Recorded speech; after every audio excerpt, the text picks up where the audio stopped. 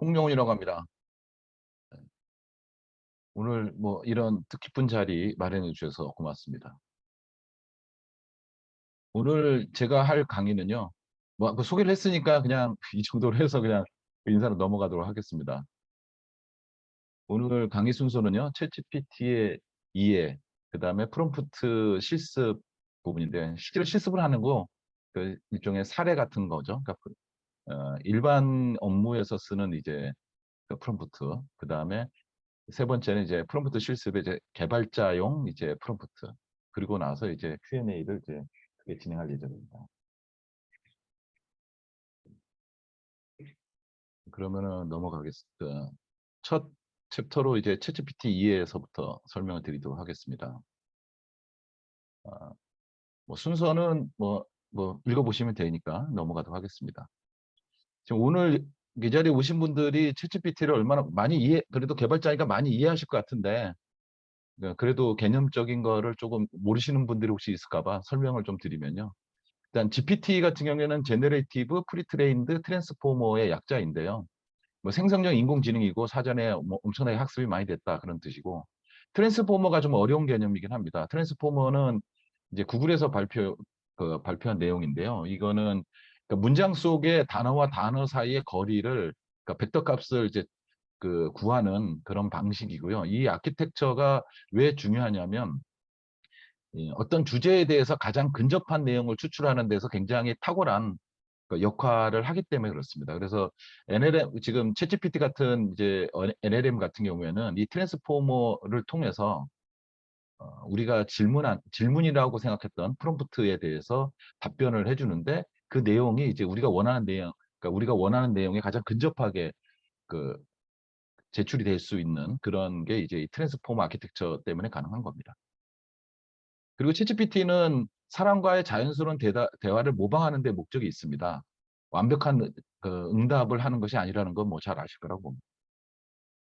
챗GPT는 뭐 많이 아시다시피 약 1750여 개의 매개 변수로 이루어져서, 뭐 지금까지 보면은 GPT-4는 아직 몇 개라고 발표를 한 적이 없기 때문에 모르는 상태라고 했을 때 GPT-3가 가장 매개 변수가 많죠. 그래서 정확도가 가장 높습니다. 중요하게는 이제 그 NLM에서 이제 프롬프트 러닝이라고 하는 게 적용이 돼서 이전에 했던 내용들을 이제 학습을 해서 연속성을 보장을 하고 있습니다. 그래서 가장 자연스러운 대화가 이루어지도록 하고 있다는 데 있고요. 그 다음에 할루시네이션이라고 많이 들어보셨을 겁니다. 환각 효과 때문에 이제 사용에 좀 주의를 좀 줘야 됩니다. 그리고 이제 챗GPT를 잘 이용하려면 프롬프트 스킬을 잘 익혀야 된다, 이렇게 말씀드릴 수 있습니다. 예. 이 부분은 좀 개발자 분들이시니까 많이 아실 거라 생각하고 넘어가도록 하겠습니다. 챗GPT의 할루시네이션 같은 경우에는 생성형 인공지능이라면 언어나 이미지 등 모든 AI에서 다 발생을 합니다. 수학, 물리학, 역사, 개인 이력 등 사실관계를 다투는 모든 분야에서 환각 현상이 나타나는데요. GPT-4가 나왔다고 해도 이 그 환각 현상은 약화되긴 했어도 사라지지 않습니다. 이거는 뭐 어쩔 수 없다고 보셔야 됩니다. 이 환각 효과의 대표적인 게 이제 수학인데, 그, 이게 확률적으로 근접한 문장을 만들어내기 때문에 정확한 답이 아니라 근접한 내용만 보여줍니다. 그래서 좀 이렇게 이전에 학습되지 않았던 곱셈이라든가 이런 것들이 제한되면 곱셈을 못합니다. 이것도 환각이죠. 수학적 환각이라고 볼 수 있고요. 그 다음에 뭐 굉장히 유명한 거죠, 이거. 세종대왕의 맥북 프롬더짐 사건에 대해서 알려달라고 했더니 세종 왕조실록에 기록되어 있는 내용이라고 하면서 그 이야기를 쭉 나열을 했었죠. 그래서 사람들이 많이 웃었던 그런 기억이 납니다. 근데 이게 그러니까 이런 이제 역사적 사실에 대한 환각은 다분히 발생할 수가 있습니다. 그리고 이 개인 이력에 대한 환각도 많이 있습니다. 박근혜 정부에서 비상대책위원장을 맡았던 우상호에 대해서 알려달라고 했더니 갑자기 민주당 우상호 의원이 박근혜 정부에서 비상대책위원장을 맡았던 내용이라고 하면서 쭉 설명을 해주고 있습니다. 자, 이런 것도 이제 환각이죠. 그리고 요거는 이제 학술 연구 같은 경우에도 환각이 많이 일어나는데, 노르웨이 연구에서 아버지가 육아휴직을 취할 때 자녀 수가 증가한 것으로 나타난 연구 사례를 알려달라고 했더니 노르웨이 연구에서 아버지가 육아휴직을 취할 때 어쩌고 자녀 수가 증가한 연구 사례가 있다고 하면서 쭉 설명을 해줍니다. 이게 제가 아무리 찾아봐도 이런 그 연구는 없었지요. 그래서 학술 연구가 있다라고 이렇게 거짓말하는 환각들이 그 자주 발생을 합니다. 자, 챗GPT 그러면 이제 챗GPT를 활용하려면 어떻게 하느냐? 이것도 많이 아실 거라 됩니다. 그 초안을 작성할 때 매우 효과적입니다. 일반적으로 보면. 그래서 뭐 그 초안 작성할 때는 환각 효과 두려워하지 마시고 쓰셔도 되고요. 그 다음에 명확하고 구체적인 지침을 작성을 할 때 더 효과가 좋습니다. 뭐 UX 디자인에 대해서 알려줘 보다는 소규모 스타트업을 위한 UX 디자인의 중요성에 대해서 블로그 포스팅을 작성해줘. 이렇게 하면은 더 잘한다는 얘기죠. 그리고 영어로 하면 효과적이고요. 아까 프롬프트 러닝 이야기했죠. 앞에 대화를 이어서 질문하는 방법을 활용하면 좋습니다. 앞에 대답을 영어로 번역해줘라든가 이렇게 하면 좋습니다. 그리고 어떤 특정 역할을 요청하면 효과가 좋습니다. 영어 선생님처럼 지적해줘. 영어로는 act as 뭐 이런 식으로 시작하게 되면 효과가 좋습니다.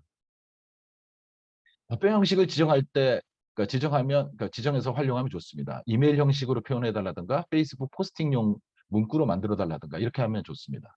그리고 구조화된 결과물을 요청했을 때 아주 좋습니다. 뭐 제이슨 타입으로 구해달라든가 HTML div 태그 안에다가 HTML 코드로 표현해달라든가 이런 식으로 했을 때 굉장히 효과가 좋습니다.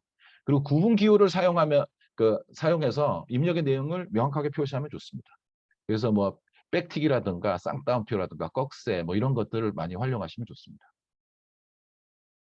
뭐 챗GPT 활용 방법이 이렇게 쭉 나왔는데 이거는 사실 일반 분들한테는 이렇게 설명하는데 제가 볼 때는 개발자들이 쓰면 제일 좋습니다. 개발자들이 쓰면 제일 좋은 이유는 뭐냐면 얘가 NLM이라고 해서 학습을 하는데 사실 문법을 알고 언어를 공부하는 게 아니거든요.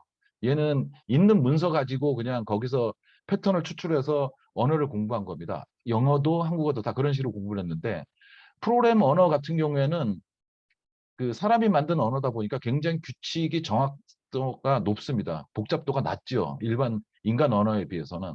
그래서 그 인간이 만들어낸 그 개발 언어에 대한 그 정확도가 사람의 언어, 영어나 뭐 일본어나 뭐 중국어나 한국어에 비해서 매우 매우 놀랐습니다. 그래서 사실 여기서는 표현하지 않았지만 개발자들이 개발에 활용했을 때 굉장히 효과가 좋고 사실 주변에서도 개발자들이 많이 활용하고 있습니다. 뭐 이거는 응용 분야는 뭐 모셔도 되고요. 그 챗GPT가 나오고 나서, 그러니까 GPT 3.5가 나오고 나서 얼마 안 있다가 GPT-4가 나왔는데요. GPT-4는 뭐 이미지도 입력받을 수 있다고 그러고 어쩌고저쩌고 다 좋은데, 근데 뭐가 좋을까 했는데 실제로 써보면 엄청나게 좋은 거를 확인할 수 있습니다. 특히 그 정확도가, 이게 언어적 정확도가 매우 필요한 그런 프롬프트 영역에서는 GPT 3.5와 이 GPT-4하고는 비교할 수 없을 정도로 차이가 많이 나더라고요. 저 개인적으로 보면. 그래서 이게 오픈 AI에서 GPT-4를 만들고 나서 자기네끼리 했던 얘기가 이제야 좀 쓸만한 물건이 나왔고 이렇게 이야기했다는데 저는 그 말에 100분 동의합니다.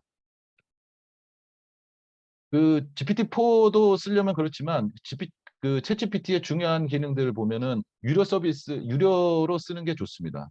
그 뭐 안 써도 상관은 없지만 근데 재밌는 기능들이 좀 있어갖고 유료를 저는 권하는 편입니다. 한 달에 한 20불 정도 되는데요.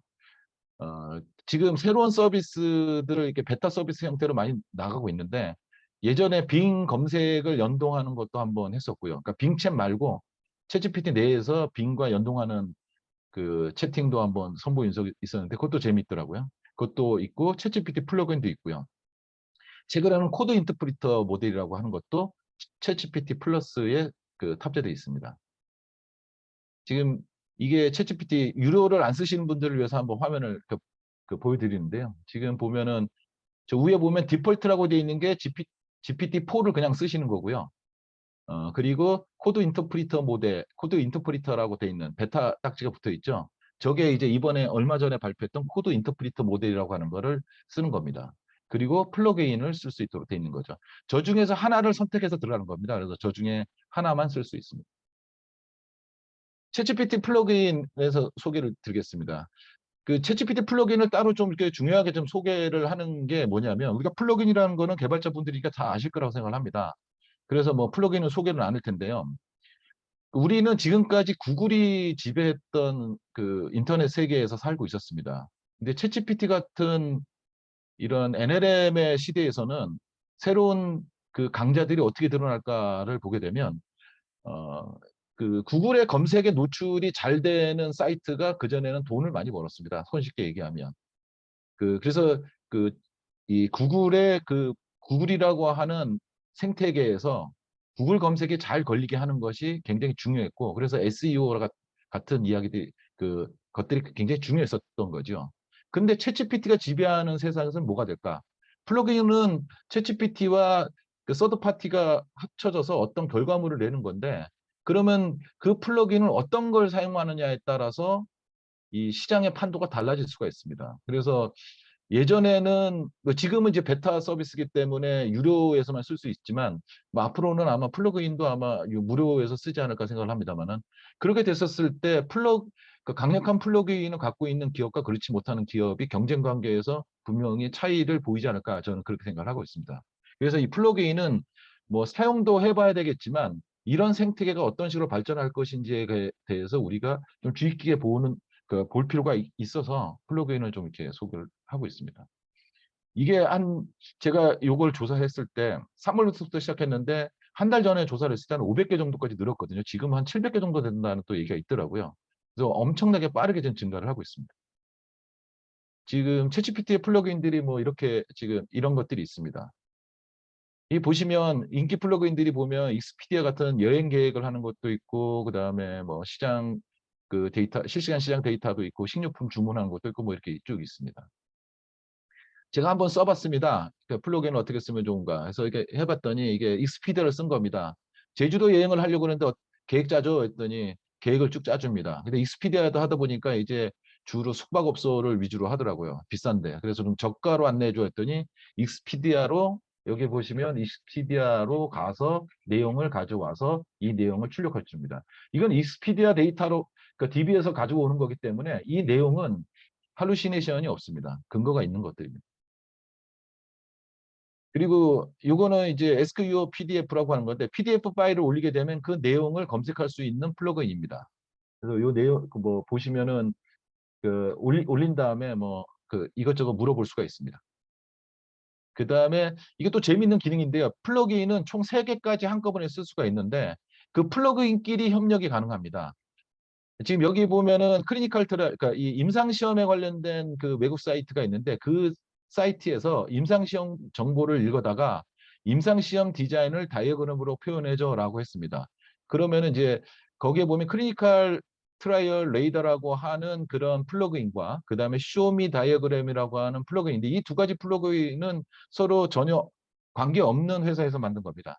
근데 이 프롬프트에 대해서 어떻게 그 동작을 하냐면, 크리티컬 트라이얼 레이더가 이 사이트에서 정보를 가져다가 데이터를 추출합니다. 추출된 데이터가 쇼미 다이어그램스에 넘어가고, 쇼미 다이어그램스에서 이 내용을 다이어그램으로 표현한 것이 현재 이 그림입니다. 그래서 이 플러그인은 이런 협력 관계에서 이렇게 내용이 들어가는 거죠. 우리가 만약에 개발자들이 플러그인을 개발한다고 한다면, 그래서 자기가 만든 그러니까 플러그인이 인기가 좋아진다고 한다면, 이런 식으로 협력의 한 모델로 들어가면서 이 안에서 자기 상품을 광고한다든가 뭐 이런 여러 가지 것들을 할 수가 있겠죠. 그래서 새로운 비즈니스 모델을 만들어낼 수가 있을 수도 있습니다. 그래서 요거는 저는 상당히 흥미있게 봤던 겁니다. 코드 인터프리터 모델에 대해서 설명드리겠습니다. 줄여서 CIM이라고 부릅니다. 이건 현재 베타 버전으로 유료 서비스에서만 동작이 됩니다. 파이썬 프로그램을 통해서 문제를 해결하는 챗GPT 모델입니다. 현재 이 데이터를 분석할 수 있고, 분석한다든가 코드 파일을 편집하다든가 이미지 동영상을 변환할 수 있고요. PNG, CSV, 엑셀 파일, MB4, G 파일 등을 다룰 수 있습니다. 소스 코드를 생성한 다음에 그것을 실제로 실행을 합니다. 실행을 한 다음에 오류가 나면 스스로 수정을 합니다. 그리고 재실행을 해서 오류가 안 날 때까지 계속 수정을 해서 결과를 내놓습니다. 그리고 사용할 수 있는 라이브러리도 지정이 가능하고요. 이게 수학적이고 논리적인 환각 회피용으로 사용할 수 있더라고요. 제가 해봤더니. 그래서 파이썬을 몰라도 유용하게 사용할 수가 있습니다. 이거는 이따가 3번째 시간에 좀 자세하게 더 살펴보도록 하겠습니다. 챗GPT를 활용하는데 주의사항인데요. 이거는 뭐 넘어가도록 하겠습니다. 예. 그리고 챗GPT의 그 API가 있는데요. 챗GPT의 기능을 우리 어플리케이션에서 쓰려면 API를 알아야겠죠. 이거 개발자들이니까 뭐 내용 따로 설명드리지 않겠습니다. 그리고 파인 튜닝이 있는데요. 파인 튜닝은 이제 그 뭐 우리가 가지고 있는 그 특정 도메인의 그 DB 그 데이터들을 학습시키는 이런 수단입니다. 예, 근데 어떤 분이 질문하셨던데 그 이 프롬프트 엔지니어링을 공부하면 파인 튜닝이 필요 없는 거 아니냐라고 그 질문하셨는데 그거 두 가지는 서로 별개의 일입니다. 그리고 랭체인이라고 하는 것도 있는데 랭체인은 요거는 이제 뭐냐면 오픈 소스 진영에서 만들어낸 그 여러 가지 NLM들을 그 이 결합시켜서 사용할 수 있는 파이썬 라이브러리입니다. 굉장히 강력합니다. 우리가 그 개발자분들이 가장 많이 쓸 분야는 뭐냐면 우리가 소유하고 보유하고 있는 문서를 기반으로 하는 챗봇을 개발하는데 굉장히 완벽한 기능을 제공합니다. 그래서 우리가 예를 PDF 같은 걸 올리지 않습니까? PDF를 올려놓고 그 PDF의 내용에 대해서 설명을 한다든가 그 이게 물어본 그 사용자가 물어보면 그 내용 안에서 설명한다든가 하는데 많이 쓸 수 있습니다. 이거는 그 챗집 그저 오픈 AI 그 이 챗 GPT에서 제공되는 기능이 아니라 이건 별도의 오픈소스 진영에서 만들어지는 겁니다. 보시면 그 그림상에서 보시면 요 오른 그 이렇게 위에 있는 것들이 이제 랭체인의 기본적인 구조고요. 요 밑에 있는 거는 사용자 소유 문서 기반 챗봇 제작을 할 때 그 동작하는 방식입니다. 보면은 PDF나 유튜브 동영상 일반 URL 사용자 DB를 통해서 그 다큐멘트가 로딩이 되면 그 다음에 그게 분리가 되고요. 그 다음에 벡터 스토리지에 벡터 DB에 저장이 됩니다. 그리고 나서 검색을 통해서 그 프롬프트와 결합이 되어갖고 그 결과물이 그 도출되는 이런 방식입니다. 이거는 그 아마 여러분들이 개발자시라고 한다면은 이거는 필수적으로 아마 공부를 하셔야 되지 않을까 생각합니다. 오늘 강의 주제는 이것이 아니기 때문에 이거에 대해서는 자세한 설명은 없습니다. 예. 여기까지 그 첫 번째 주제인 그 챗GPT 이해 부분을 마치도록 하겠습니다. 뭐 질문은 이 시간 따로 받지는 않겠고요. 그 질문 있으시면은 우리 채팅창에다 쓰시기 바랍니다. 곧바로 다음 주제로 넘어가도록 하겠습니다. 속도를 한 5%만 낮춰주시면 더 좋을 것 같습니다. 아, 너무 빠른가요? 네. 조금. 이 앞부분은 좀 많이 아실 거라고 생각을 해서 좀 이렇게 많이 줄였습니다. 네. 그렇습니다.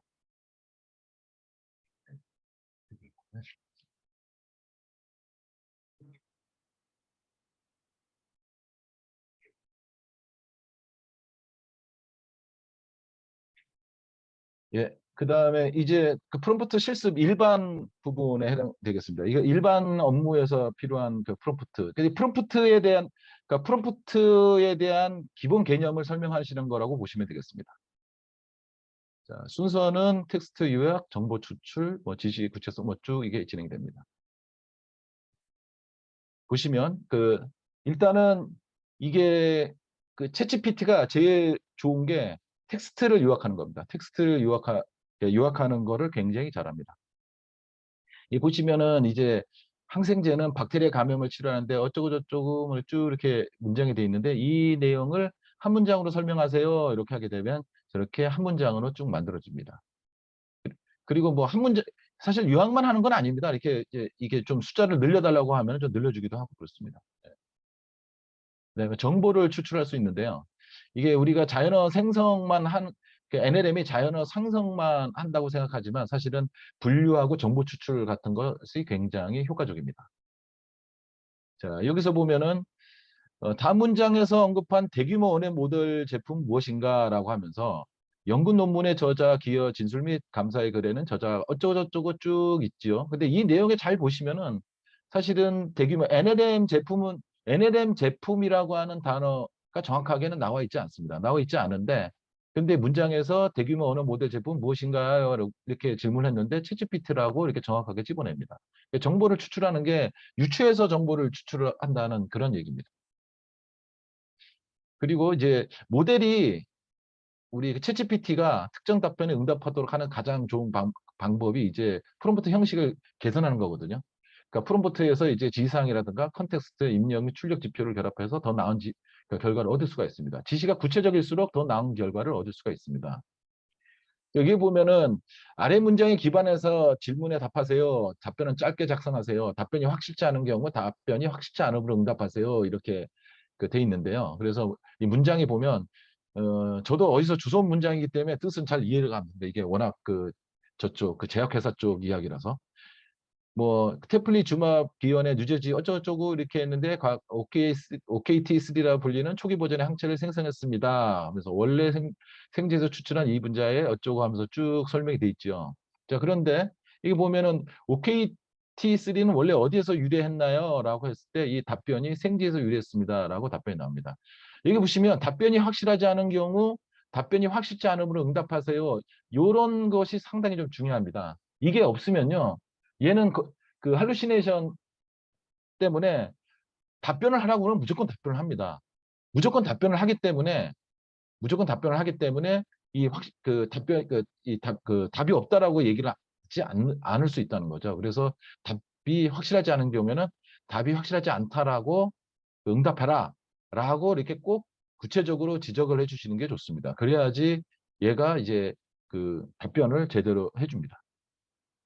그리고 뭐 아까는 좀 설명을 좀 잘 안 했는데 우리가 이 내용을 얘기할 때 얘한테 명령이나 질문이라고 얘기하지 않고 프롬프트라고 이야기하는 건 뭐냐면 그게 이제 트랜스포머 아키텍처 때문에 그런 건데요. 이 보시면은 여기서 진행되는 아래 문장에 기반해서 질문에 답하세요라고 쭉 이어지는 부분은 여기는 질문이지만 사실 여기 답변 콜론 이렇게 써 있으면 이거는 질문 자체는 아니죠. 근데 여기서 보면은 NLM은 이 문장에서 쭉 이어지는 이 답변 그 다음에 뭘 집어넣으면 좋을지에 대해서 고민을 합니다. 고민이라고 하는 게 맞는지 모르겠지만.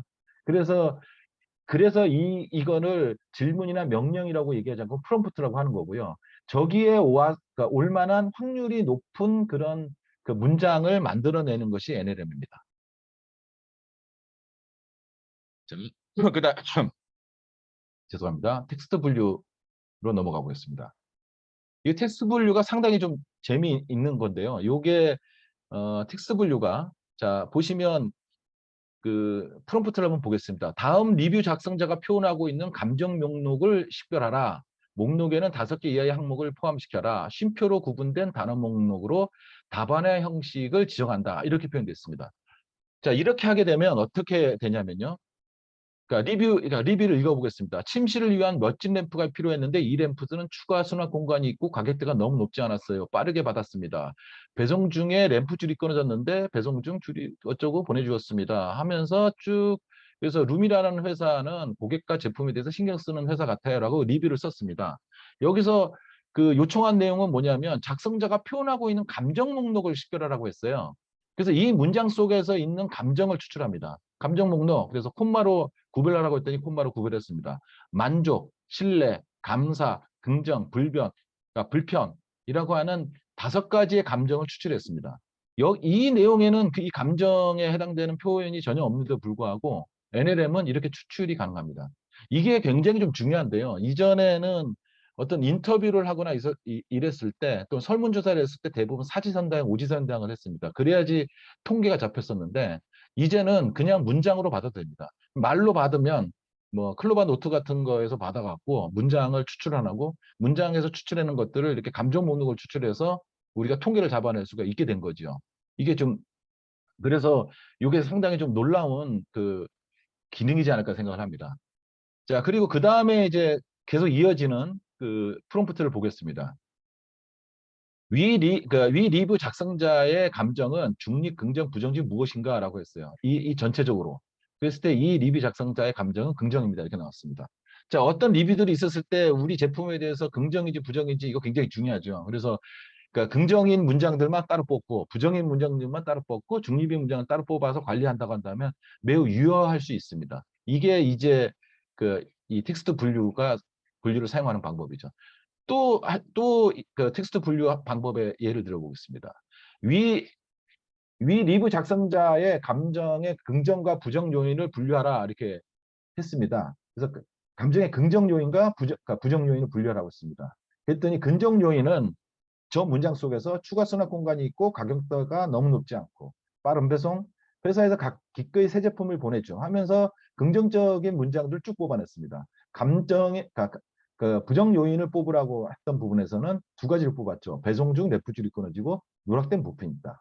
자, 이것도 우리가 실제로 쇼핑몰이나 이런 데서 많이 쓸 수 있는 거겠죠. 그러니까 리뷰에서 이제 그러니까 우리 고객들이 우리 제품에 대해서 긍정을 하는 것이 무엇인지, 부정하는 것이 무엇인지를 뽑아서 DB화 시킬 수가 있겠죠. 자, 이게 이제 그 많이 쓸 수가 있는 그 유효한 기능이라고 볼 수 있습니다.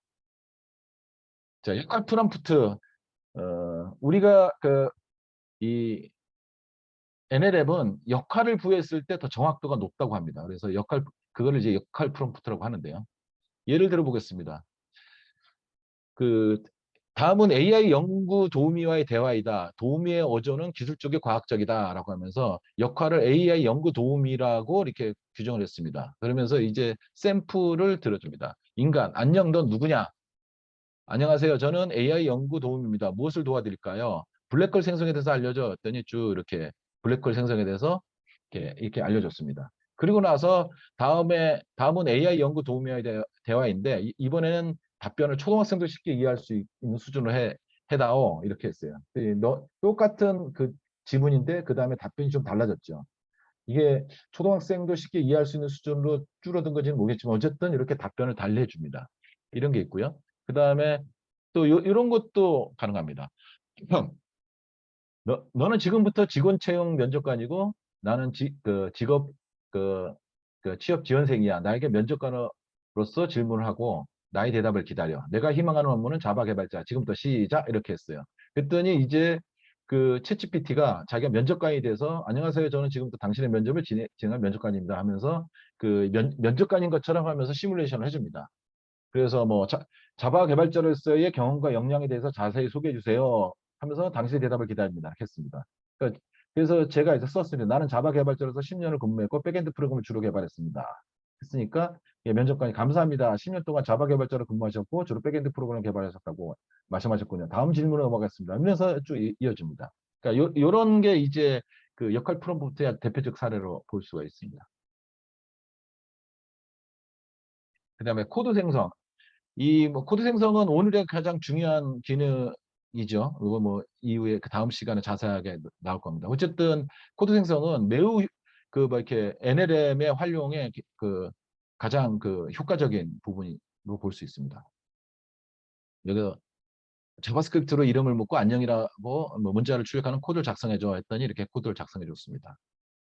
그 다음에는 이제 공고문의 홈페이지용 홍보 문구를 만들어줘라고 하는데 홍보 문구를 그냥 만들면 재미없으니 HTML 코드로 만들 때 div 안으로 만들었죠. 이게 게시판에 그 HTML 그 태그로 많이 게시판을 쓰는 경우가 있는데 그런 경우에 많이 쓸 수 있죠. 그냥 홍보 문구만 만들어 달라는 수준에서 끝나는 게 아니라 거기서 더 나가서 HTML 태그까지 달아달라고 하는 거죠. 예. 그러면은 이제 여기 보시면 오른쪽에 주어진 공고문의 홈페이지 홍보 문구 이렇게 해서 쭉 나옵니다. 그리고 이제 이 프롬프트 스킬 중에서 퓨삿이라고 하는 프롬프트 스킬에 대해서 설명을 드리도록 하겠습니다. 그러니까 퓨삿은 어떤 거냐면, 자, 여기 예를 들어 보겠습니다. 너는 질문 많은 어린이의 할아버지로서 일관된 스타일로 대답해라 라고 해놓고 예를 들어줍니다. 어린이, 인내심에 대해서 가르쳐 주세요. 그랬더니 할아버지가 아이야, 가장 깊은 골짜기를 고작하는 강조차 작은 샘에서 흐르고 가장 웅장한 교양도 한음에서 시작된다라고 하면서 할아버지가 굉장히 아스트랄한 분위기로 답변이 이어집니다. 그러니까 이제 어린이가 다시 회복 탄력성에 대해서 가르쳐 주세요라고 하면서 할아버지한테 이제 프롬프트를 마칩니다. 자, 이렇게 됐었을 때 그 챗GPT는 어떻게 답변을 했냐? 아이야, 회복 탄력성은 어려운 상황에서 다시 일어나고 회복하는 능력을 말해. 그건 마치 작은 샘에서 시작하는 강처럼 한음에서 시작되는 뭐 어쩌고 저쩌고 하면서 굉장히 아스트랄한 대답을 쭉 이어져 갑니다. 왜 이렇게 아스트랄하게 대답을 하냐면은 여기서 일관된 스타일로 대답을 하라고 하면서 샘플을 줬기 때문에 그렇습니다. 이 샘플을 주면서 대답을 만들어내는 그런 그 프롬프트 스킬이 퓨삿이라고 부릅니다. 근데 이런 샘플이 없이 질문을 하는 방식, 그 프롬프트를 제시하는 방식이 제로삿이라고 합니다. 퓨삿은 이제 이런 샘플들의 개수들이 있는 건데, 그래서 그 NLM의 굉장히 중요한 이 스킬 중에 하나입니다. 이 퓨삿은. 그래서 우리가 뭔가를 가르쳐 줄 때 샘플을 막 들어주고 나서 그 답을 요구하게 되면 그 챗GPT는 비교적 정확한 답을 잘 알려줍니다.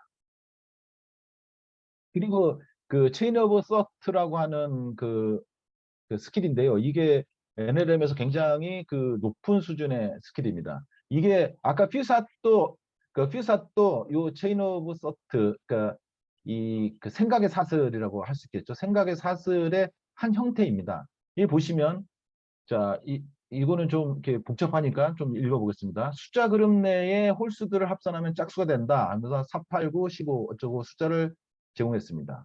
그래서 여기서 홀수들을 합산하라고 했으니까 이 중에 그러니까 앤서가 홀수 9, 15, 2를 모두 더하면 25가 됩니다. 근데 짝수가 된다고 했으니까 이 명제는 거짓이죠. 그래서 정답은 거짓입니다라고 이렇게 했습니다. 그 다음에 숫자 그룹 내의 홀수들, 그 다음 또 샘플이 그룹 내의 홀수들을 합산하면 짝수가 됩니다. 그러면서 7, 17, 10, 19, 4 쪼고 이렇게 하면서 또 숫자가 제시됐습니다. 그래서 그 답이 보면 홀수 17, 19를 모두 더하면 36이 됩니다. 정답은 참입니다.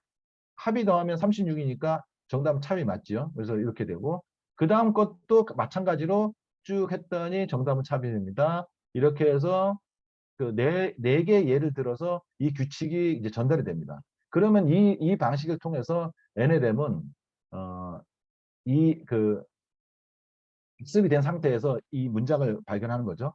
숫자 그룹 내의 홀수들을 합하면 짝수 된다. 15, 32, 5, 13, 82, 7, 1 이렇게 됩니다. 여기서 홀수들을 뽑아보면 15, 5, 13, 7, 1 이렇게 되죠.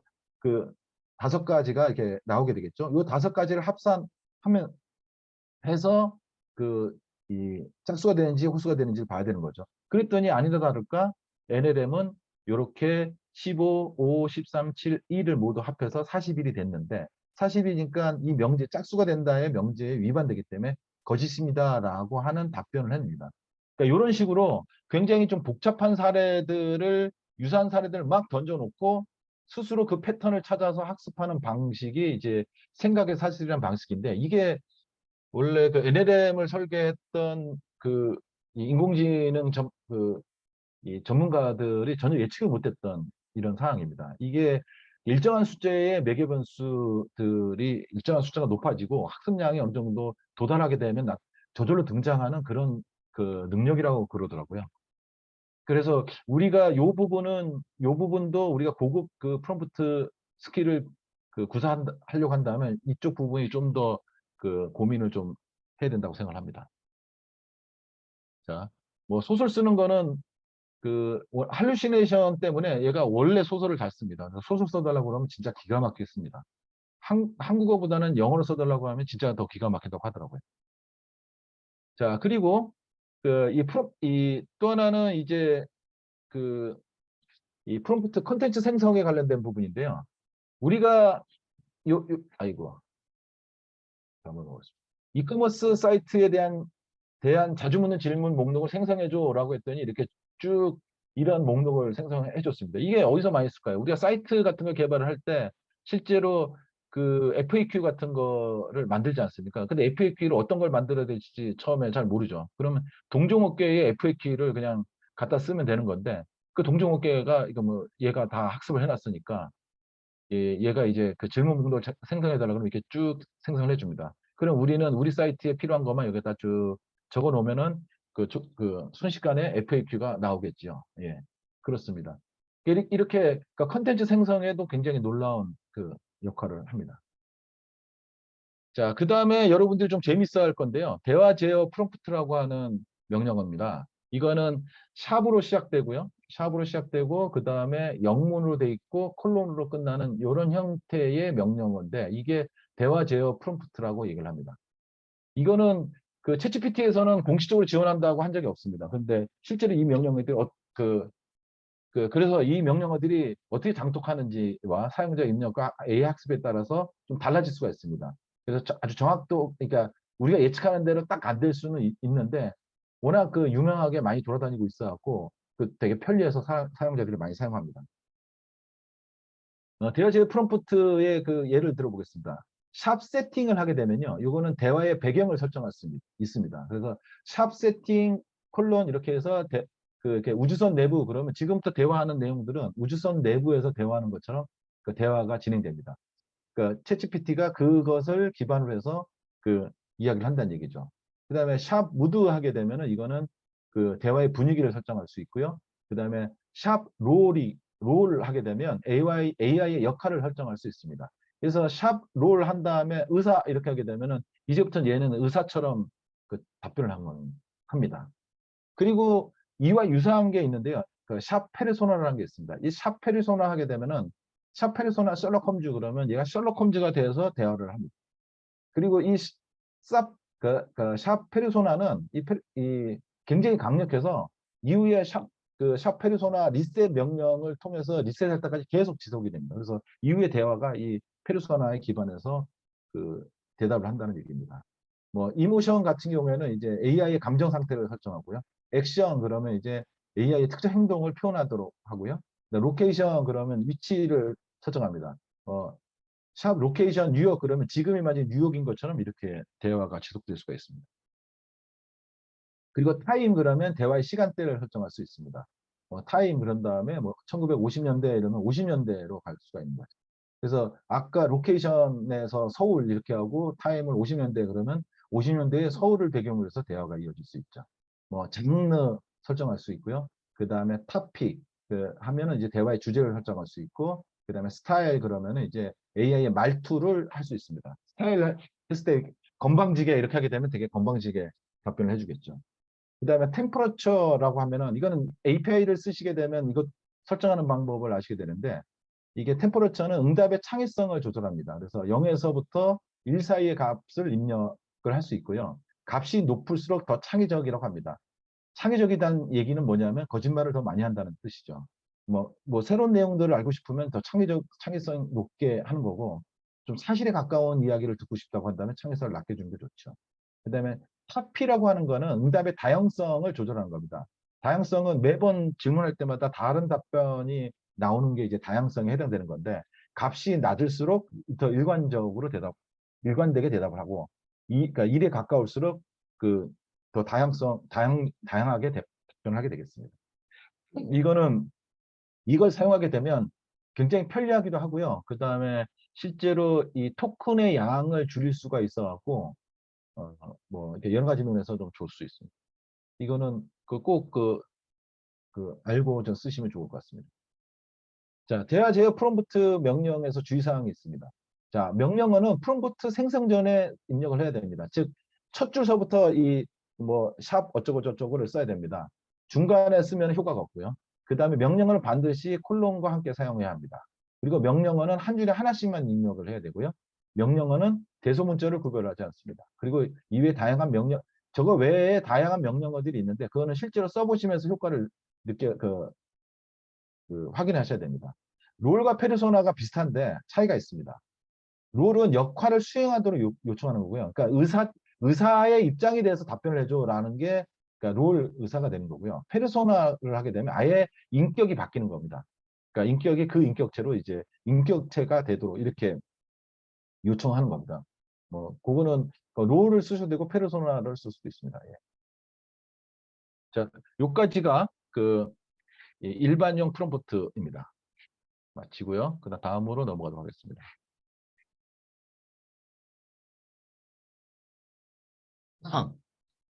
죄송합니다.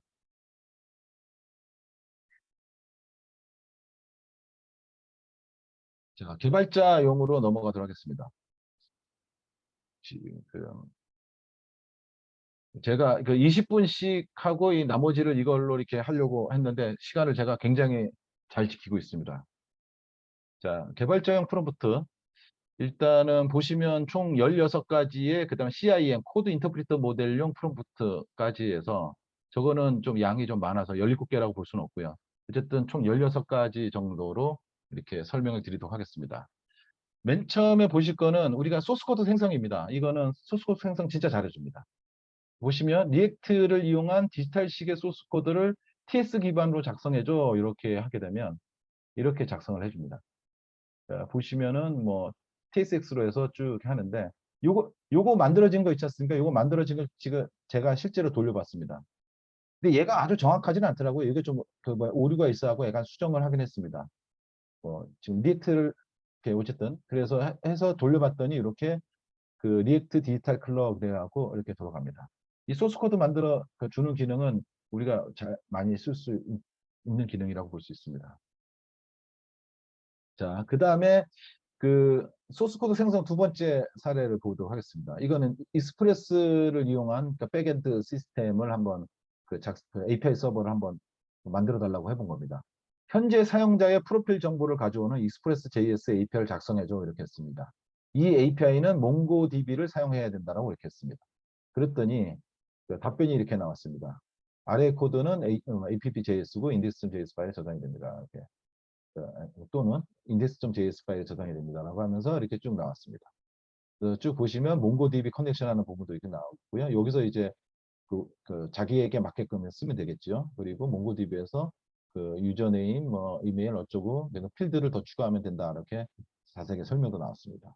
그리고 미들웨어 설정해서 이제 여기에 이제 그 URI를 설정을 해서 이렇게 백엔드가 이렇게 동작이 되는 거죠. 이렇게 해서 그 소스 코드가 생성되는 걸 확인할 수가 있습니다.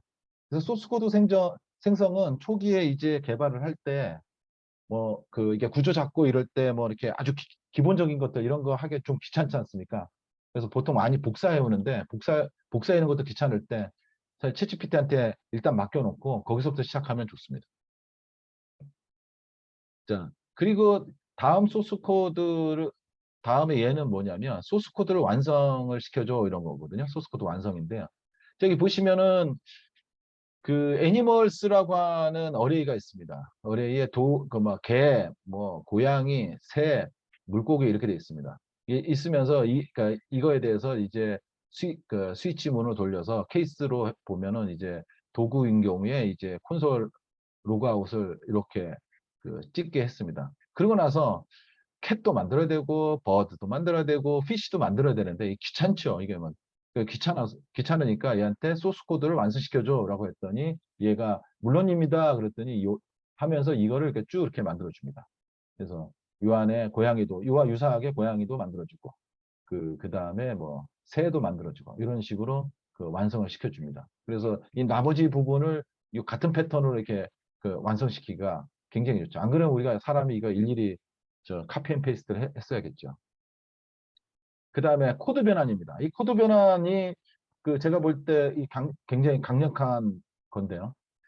자, 지금 아까 얘가 만들어준 소스 코드를 이게 아까 그 익스프레스용으로 만든 소스 코드였죠. 그 소스 코드를 이제 이번에는 자바 스프링부트 소스 코드로 변환해줘 이렇게 했습니다. 그랬더니 이 소스 코드를 어떻게 변환했냐면 이런 식으로 변환해 줍니다. 예.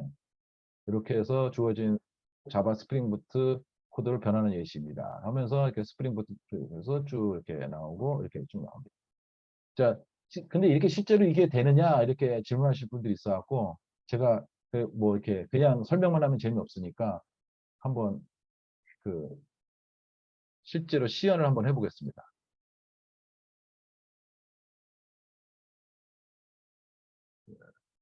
보시면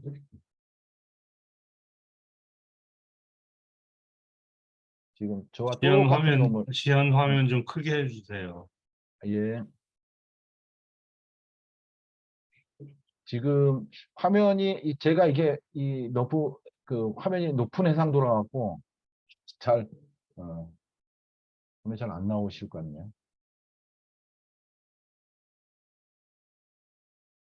보시면 일단 요게 지금 저는 유료 사용자이기 때문에 보시면 GPT-4에서 이게 유료가 보이시죠? 유료 사용자면 요걸 쓸 수 있습니다. GPT 3.5 이거는 무료 사용인 거고요. 그래서 요걸 클릭하면 이제 무료 사용 버전으로 볼 수가 있습니다. 똑같이 여기다 써서 예. 지금 아까 그거를 똑같이 변환한 거거든요. 이렇게 해서 보면은 이렇게 출력시켜 줍니다. 예. 혹시 뭐 GPT-4에서는 어떻게 되는지를 확인하고 싶은 분들을 위해서 GPT-4에서도 한번 볼까요? 네. 네. 이렇게 해서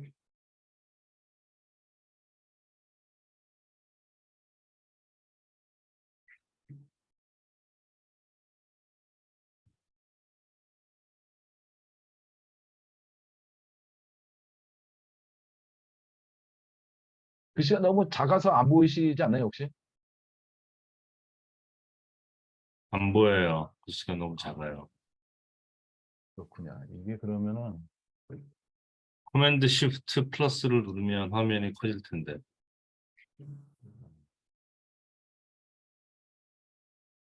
제가 이거 글자는 크게 놨군요. 네. 자, 충분히 보이십니까 이제? 아이고, 너무 튀었나? 아, 좋습니다, 지금. 네, 네, 네.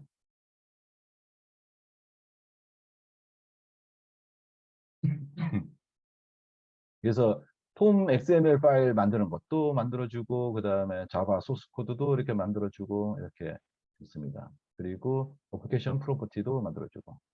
자, 아까 그 GPT 3.5랑 한번 비교를 해볼까요? 자, 요게 그 3.5입니다. 요거는 거의 비슷하긴 하네요. 비슷하게 하는데 약간 그, 사, 그 GPT-4가 더 좀 자세히 설명하는 경향이 좀 있어 보이죠? 예, 이렇습니다. 그래서 요거는 우리가 코드를 그 레거시 코드를 새로운 코드로 변환한다든가 이런 때 많이 그 사용할 수 있습니다. 자, 그러면 다음 거로 넘어가도록 하겠습니다. 자, 그 다음에 코드 설명입니다. 코드 설명은 자, 우리가 그 레거시 코드나 이런 거 있었을 때 그 소스 분석하기 굉장히 힘든 경우 많지요. 그 남이 짜놓은 거 분석하기 되게 힘든데 그런 것들에 대해서 이 코드를 설명해줘라고 해놓고 소스 코드를 집어넣게 되면 오른쪽에 보이는 것처럼 이렇게 아주 그 자세하게 설명해 줍니다. 뭐 소스 코드는 익스프레스 JS로 만들어지고 뭐 그 다음에 그러니까 모듈은 어떤 걸 가져오고 뭐 이렇게 해서 그 다음에 포트 번호는 몇 번이고 이래서 쭉 설명을 해줍니다. 예.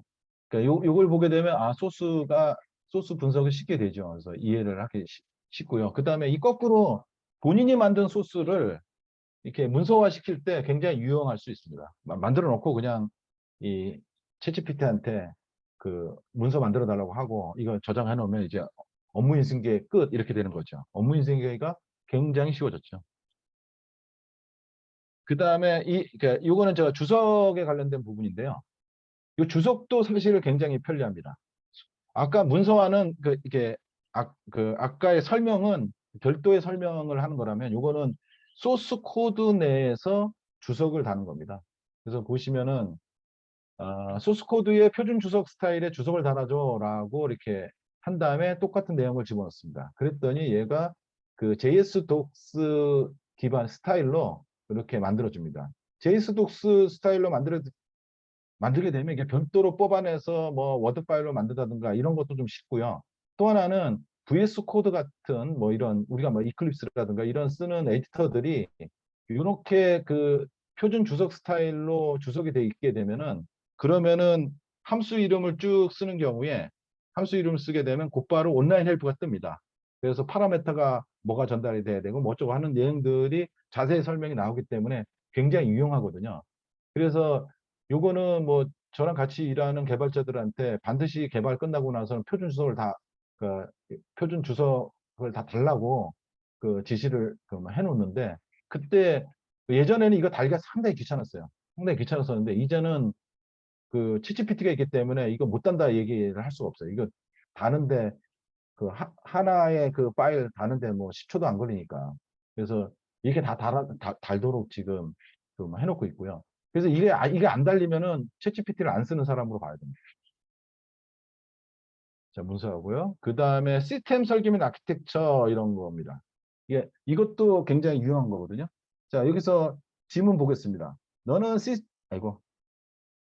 너는 시스템 설계 및 아키텍처 전문가야. 이렇게 했습니다. 그러면서 호텔 예약 시스템을 설계하는 방법을 알려줘. 기술 스택은 백엔드, 자바 스프링 부트로 프론트엔드는 리액트 플러스 넥스트 JS로 설정해줘 라고 이렇게 했습니다. 그랬더니 얘는 물론입니다 라고 하면서 요구사항 분석해서 시스템 목적의 범위를 명확히 정의합니다 라고 하면서 요구사항 분석도 나오고 아키텍처 설계도 나오고 데이터 모델링도 이렇게 쭉 나오고요. 백엔드 개발도 어떤 식으로 해야 될지 해서 쭉 나오고요. 프론트엔드도 어떻게 할지에 대해서 쭉 나옵니다.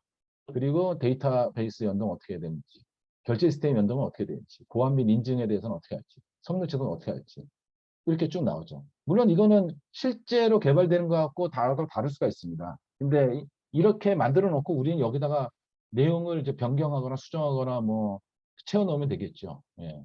그렇게 해서 뭐 삭제하거나 그렇게 해서 우리 식대로 만들어 놓으면 되겠습니다.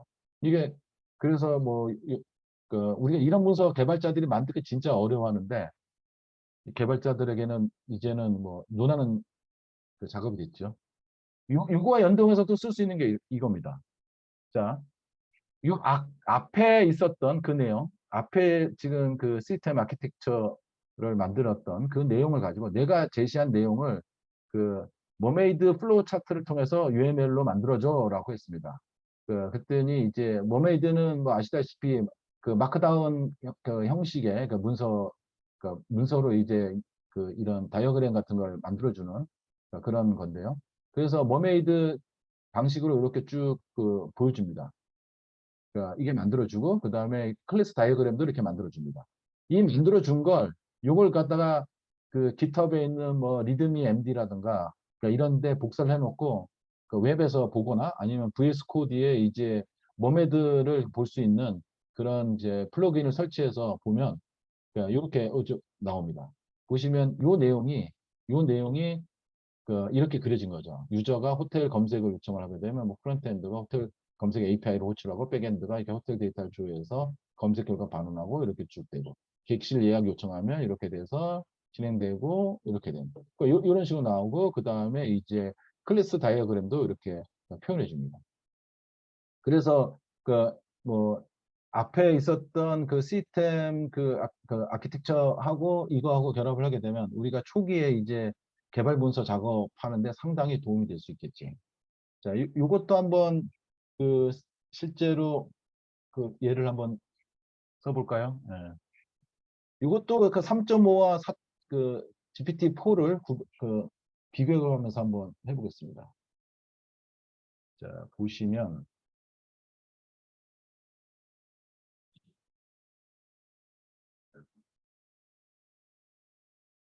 시스템 설계 및 아키텍처 전문가야. 그 개발자 커뮤니티는 OKKR의 온라인 교육 예약 신청 시스템을 설계하라고 해. 이러면서 이제 똑같이 아키텍처를 설계해달라고 해봤습니다. 어떤 결과가 나올지 뭐 보시죠. 혹시 그 뭐 노상보 대표님은 이걸로 우리 그 실제로 개발하실 거 아닌가 모르겠네. 자.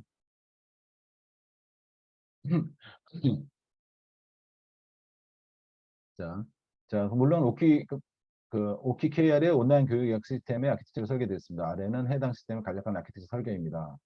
이미지를 내가 보여주려고 했었나 보네. 어쨌든. 그 다음에 프롬프트 아키텍처는 뭐 이런 식으로 되고, 백엔드 아키텍처는 이런 식으로 됩니다.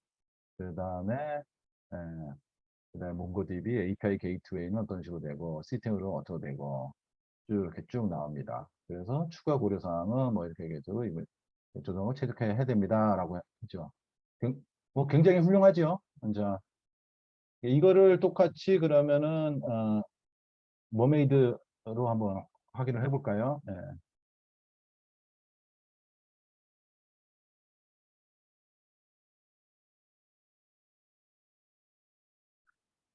굉장히 좀 간단하게 만드는데 좀 복잡하게 좀 만들어주면 좋겠네. 다시 한번 해보겠습니다.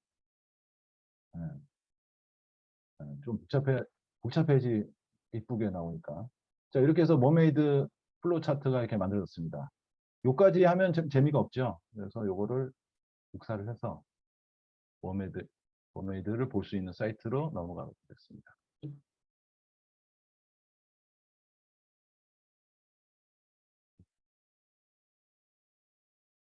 뭔가 에러가 났다고 하네요. 이러면 안 되지. 어쨌든 그 3.5는 에러가 났습니다. 그럼 우리 GPT-4에서는 잘 하는지 한번 볼까요? 똑같은 걸 해보겠습니다.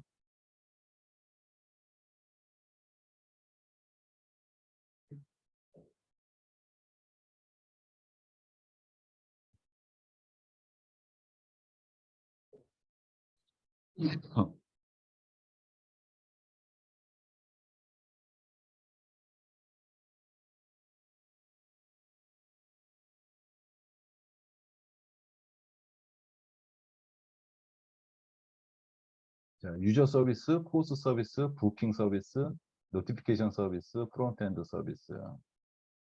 자, 시스템 구성 요소는 이렇게 되고,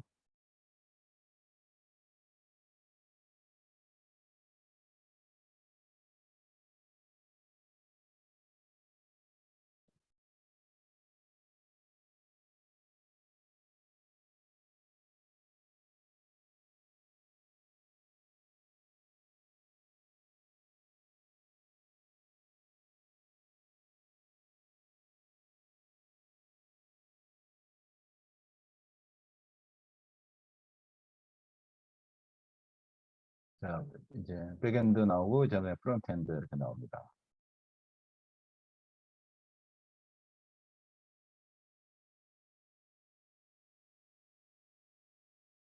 캐시는 레디스를 써야 된다. 레디스나 뭐 메인 캐시들을 쓰면 된다. 파일 스토리지는 뭐 고압 및 데브옵스는 어떤 식으로 하고 CI/CD는 이런 젠킨스를 쓰냐. 도커 얘기 나오고. 네.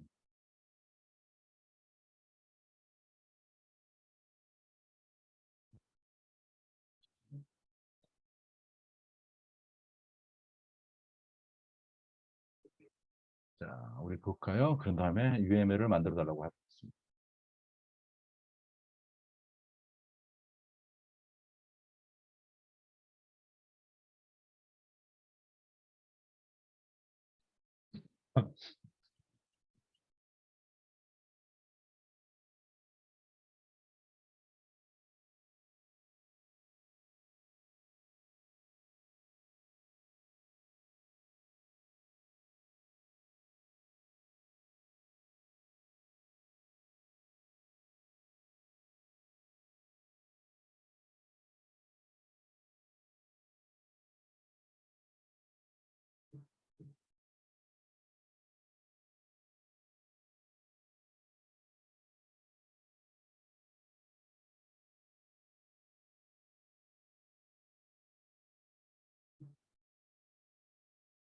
자, GPT-4가 아무래도 좀 설명이 더 낫죠? 아무래도. 네.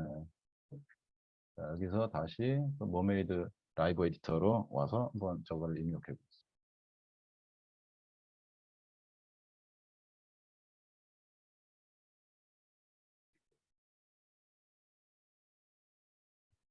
이게 바뀐 건가?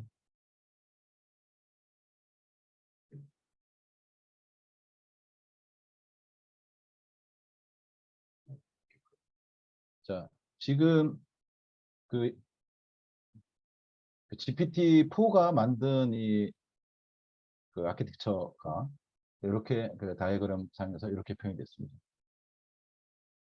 이렇게 표현된 거고, 우리가 이제 요게 만들어졌으면 이제 여기서 멈추는 게 아니라 이제 실제로는 우리가 요 내용들을 이제 수정을 해야겠죠. 수정을 해서 만들면은 이제 이런 이 다이어그램이 실제로 완성이 되겠죠. 어떤 거는 보니까 이게 그 마크다운 형식으로 만들어 달라고 하면은 그 GitHub에 있는 그 리드미 MD 같은데 넣을 수 있는 마크다운 문서로 만들어 주고요. 그냥 하면은 이런 그 이렇게 모메이드 그 라이브 에디터 같은 데서 볼 수 있는 이런 형태가 나오더라고요. 어쨌든 이렇게 됩니다. 보면은 아무래도 3.5보다는 GPT-4가 좀 성능이 좀 좋은 것 같죠. 자, 어쨌든 이렇게 UML 같은 거를 사용할 수 있습니다. 그다음에 검색 엔진 최적화 이런 데서도 쓸 수가 있습니다. 검색 엔진 최적화 보면은 한번 볼까요? 이제 운동선수용 소셜 네트워킹 사이트의 검색 엔진 최적화 SEO죠. 그러니까 검색 엔진 최적화의 그 SEO에 최적화된 세션에 HTML 예시 코드를 작성해줘. 아울러 스키마 ORG 표준과 SNS 공유하기용 오픈 그래프 등 스트럭처드 데이터도 만들어줘. 라고 이렇게 했습니다. 자, 그래서 그 HTML 코드가 이렇게 나왔는데, 보시면은 이제 SEO가 해당되는 부분이 요 부분에 해당되고요. 지금 보시면 뷰포트가 어떻고, 디스크립션이 어떻고, 키워드가 어쩌고, 뭐 이렇게 돼 있고요. 그 다음에 요거는 오픈 그래프죠. 그러니까 페이스북용인데, 그 페이스북용으로도 이렇게 만들어줍니다. 그러면 이제 페이스북 공유하기가 이제 가능한 겁니다. 그리고 요거는 이제 스키마 ORG에서 제안하고 있는 이제 그 SEO용 그 표준화 그 스트럭처드 데이터 구조입니다. 요게 그 실제로 구글이나 이런 데서 갖다가 쓰는데 굉장히 최적화되어 있다라고 알려져 있죠. 그래서 스키마 ORG가 지원되는 게 굉장히 중요하다고 하더라고요. 어쨌든 뭐 이렇게 해서 SEO도 뭐 간단하게 해결할 수 있습니다. 그 다음에 이제 테스트 코드를 작성해 달라고 하는 겁니다. 뭐 우리가 함수 같은 걸 만들고 나서 그 함수를 테스트 코드 작성하는 것도 사실 귀찮은 일이죠. 그 짜증나는 일이고. 그래서 보면은 그거 만드는 거죠. 등한시하게 되는데 이제 챗GPT는 함수 하나 만들어 놓고 이거 테스트하는 거 만들어줘 이렇게 합니다. 지금 보시면 지문이 그 타입스크립트 코드에 그 제스트 테스트 코드를 작성해줘라고 했더니 그러면서 펑션 add 한 다음에 a와 b를 더하는 함수. 그래서 그거를 리턴해주는 함수를 만들었습니다. 자, 요 함수를 테스트 해달라고 했더니 이렇게 그 복잡한 내용을 이렇게 적용을 해서 만들어 놨습니다. 그래서 이렇게 제스트 형태로 어떤 식으로 테스트할지. 그래서 2 더하기 3은 5가 되는지, 뭐, 이렇게. 그 다음에 마이너스 2와 마이너스 3을 했을 때 마이너스 5가 되는지, 이렇게 쭉 테스트를 해줍니다. 이것도 한번 실제로 한번 해볼까요? 자, 보시면, 이것도 똑같이 3.5에서부터 먼저 시작을 해보도록 하겠습니다. 똑같은 속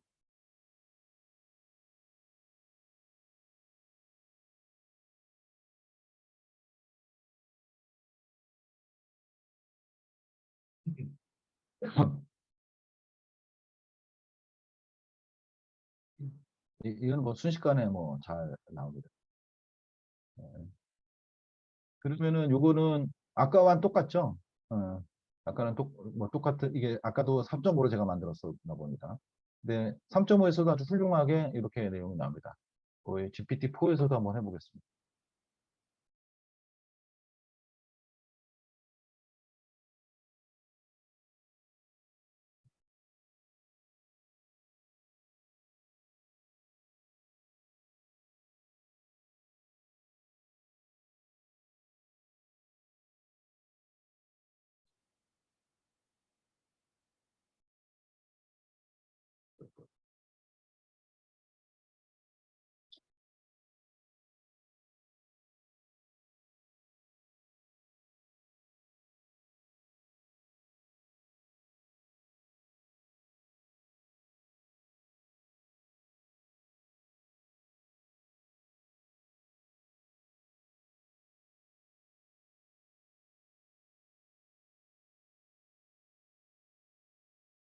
자, GPT-4로 했더니 훨씬 더 자세하게 설명을 해주네요. 자세한 내용 설명을 해줍니다. 이게 컴피그 잡는 것도 설명해주고, 뭐, 어떤 식으로 테스트 하는지 이런 것도 설명해주고, 뭐, 이렇게 나옵니다. 자, 테스트 코드 만드는 방법 한번 봤습니다. 그 다음에 모의 데이터 생성. 자, 우리가 어떤 사이트 같은 걸 개발할 때 보면은 좀 가짜 데이터들이 많이 필요하죠. 모의 데이터, 샘플 데이터들이 많이 필요한데, 요거 쇼핑몰 사이트에 대한 5개 제품을 제이슨 형태로 샘플 데이터를 만들어줘. 이렇게 했더니, 이렇게 제이슨 형태로 만들어줍니다. 아이디 값이 뭐고, 뭐 이렇게 쭉 이어집니다. 근데 이것도 이제 아까 우리가 배웠던 샘플을 제시를 하면서 이런 방식으로 만들어줘 하게 되면은 그 방식대로 사실 또 만들어줄 수 있습니다. 이것도 이제 우리가 데이터를 가지고 더미 데이터를 가지고 테스트하거나 이럴 때 굉장히 유용하게 쓸 수가 있습니다. 자, 그리고 자, 그리고 이제 어떤 제품을 개발하고 나서 뭐 웹이나 모바일 어플리케이션을 뭐 개발하고 나서 이제 어떤 걸 테스트할지에 대해서 이렇게 목록을 잡아달라고 이렇게 QA 목록을 잡을 때 쓸 수 있는 거죠. 웹 모바일 어플리케이션에서 사용자 등록을 수동으로 테스트하기 위한 테스트 사례 목록을 생성해줘 라고 했더니 이렇게 나옵니다. 웹 또는 모바일 어플리케이션에서 사용자 등록을 수동으로 테스트하기 위해 테스트 사례 목록을 작성해야 됩니다. 그래서 유효한 정보로 사용자 등록을 했는지를 테스트해 봐야 됩니다. 그래서 유효한 이메일, 비밀번호 입력을 사용자 등록 수행하고 사용자 등록 정보 제대로 입력했을 때 정상 등록되는지 확인하고 이메일 유효성 검사 어떻게 뭐냐 비밀번호 유효성 검사 어떻게 해요? 이런 거 중복된 것도 어떻게 해요? 이렇게 해서 우리가 그 제품 개발하고 나서 QA 시트를 만들 때 이렇게 쓸 수가 있겠죠.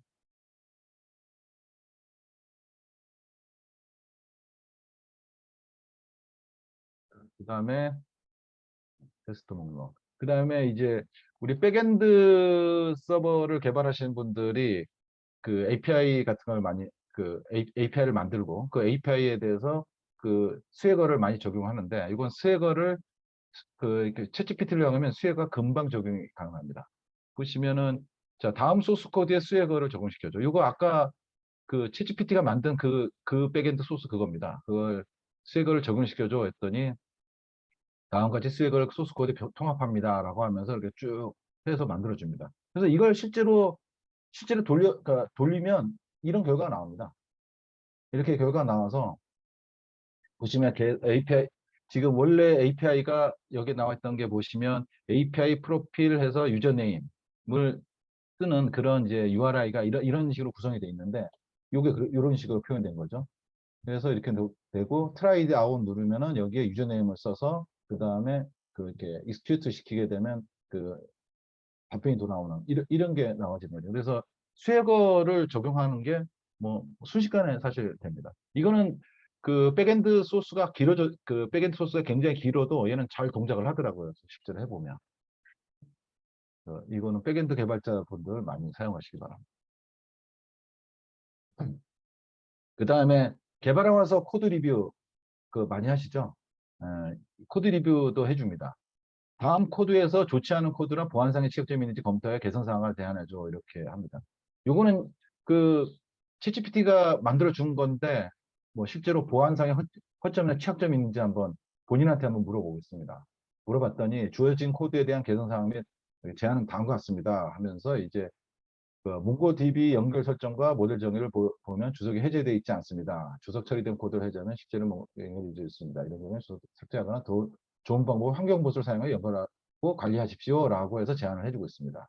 에러 처리에 관련된 부분들도 라우팅 핸들러에서는 에러 처리 로직이 빠져 있습니다. 이거 처리해 주세요 라고 했고요. 그 다음에 수역을 주석을 작성할 때 파라미터 설명 및 예시를 추가하여 API 문서를 보다 상세하게 만들 수 있다. 그것도 좀 자세하게 해라 라고 한 거고, 그 다음에 사용자 정보 반환 뭐 이런 것도 되고, 그 다음에 모델 정의 어떻게 하고 이렇게 하면서 그런 다음에 아예 자기가 코드도 만들어줍니다. 자, 이렇게 했을 때 이런 걸 처리한 개선된 코드는 이겁니다 라고 하면서 보여주고 있습니다.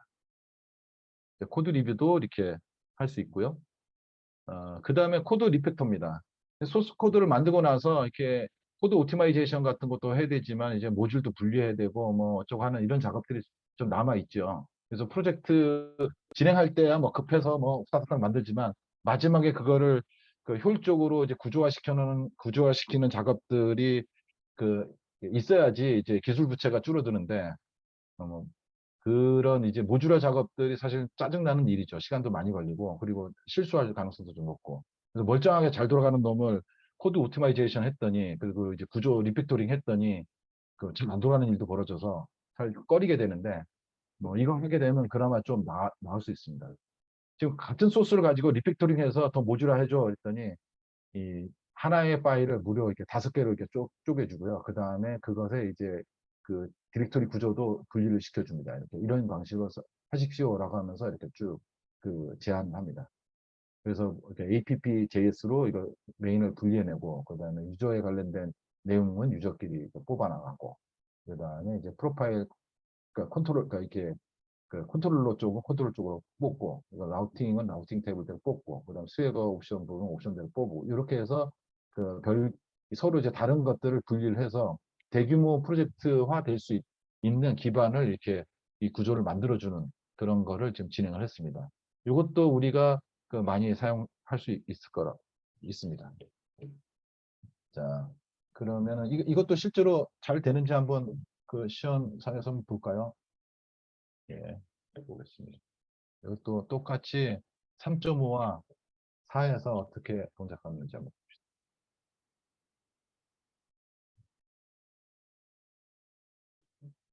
자, 3.5서부터 한번 볼까요? 저기 예시에 나와 있던 똑같은 내용입니다. 예.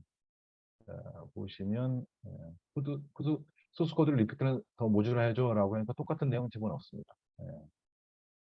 그랬더니 파일 구조를 조직화해서 이렇게 그래서 얘는 APP.js, DB.js, 그다음에 모듈 JS로 하고 내가 라우팅 JS로 하고 이렇게 이제 바꿔줬습니다. 요거는 3.5의 결과입니다. 이게 마음에 드실지 아니면 리제네이터에서 다른 걸 한번 더 제안해 볼까 할까요?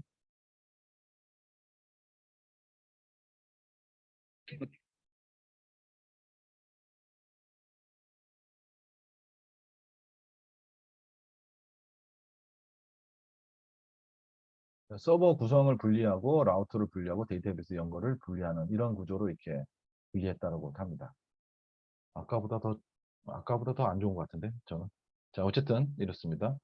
그리고 GPT-4는 어떤 식으로 제안할지 한번 보시죠.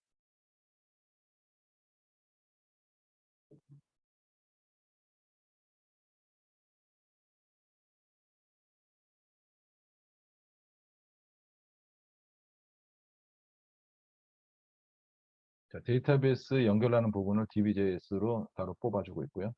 그다음에 모델링 부분을 그 모델 부분을 따로 뽑아서 나옵니다.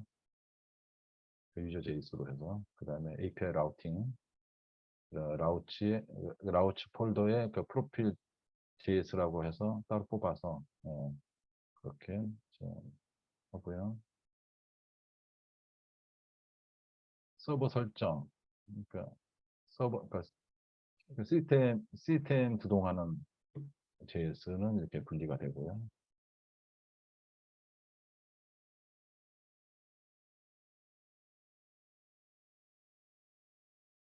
이렇게 해서 분리를 해서 유지 보수가 쉬워지고 팀에서 협력하기도 좋습니다. 이렇게 나오는 거죠. 자, 그래서 우리가 처음에 할 때는 구조가 단순하게 그러니까 단순하게 설정을 해놓고 분리를 해놓고 이제 프로젝트 요 구조에 맞춰 갖고 프로젝트를 키워 나가면은 일이 좀 쉬워지지 않을까 생각합니다. 자, 코드 리팩트 이렇게 되고요. 그 다음에 쉘 명령어를 봅시다. 우리가 그냥 소스 코드가 프로그램 언어만 할 수 있는 게 아니라 쉘 명령어에 대한 질문들도 많이 할 수 있습니다. 자, 제가 스크립트를 하나 요청을 했는데 바쉘에서 현재 사용자 소유의 프로세스 중에서 쉘 스크립트 매개 변수로 넘어오거나 사용자로부터 입력받은 특정 프로세스를 모두 키라는 쉘 스크립트를 작성해줘라고 해서 스크립트를 작성해달라고 요청을 했습니다. 그랬더니 이 친구가 이렇게 매개 변수로 그 프로세스 이름이나 사용자로부터 직접 입력받는 그래서 특정 프로세스를 종료하는 쉘 스크립트를 작성하겠습니다. 이거 제가 많이 쓰는 건데 제가 막 프로세스를 막 띄워놨다가 나중에 쫓아다니면서 키를 하니까 너무 힘들어갖고 그냥 쉘을 만들어서 이렇게 쓰는데요.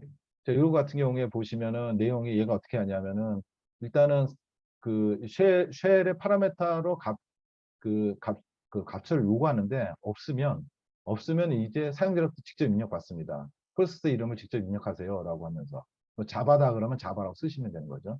아니면 이제 첫 번째 파라메타를 이제 타겟 프로세스 네임으로 설정하고 그 다음에 PSFU 한 다음에 현재 사용자가 가지고 있는 이제 프로세스 리스트를 뽑은 다음에 그 중에서 이제 타겟 프로세스 네임을 갖고 있는 놈을 뽑고 어쩌고 하면서 해서 키를 하는 이렇게 해서 키를 하는 이런 방식입니다.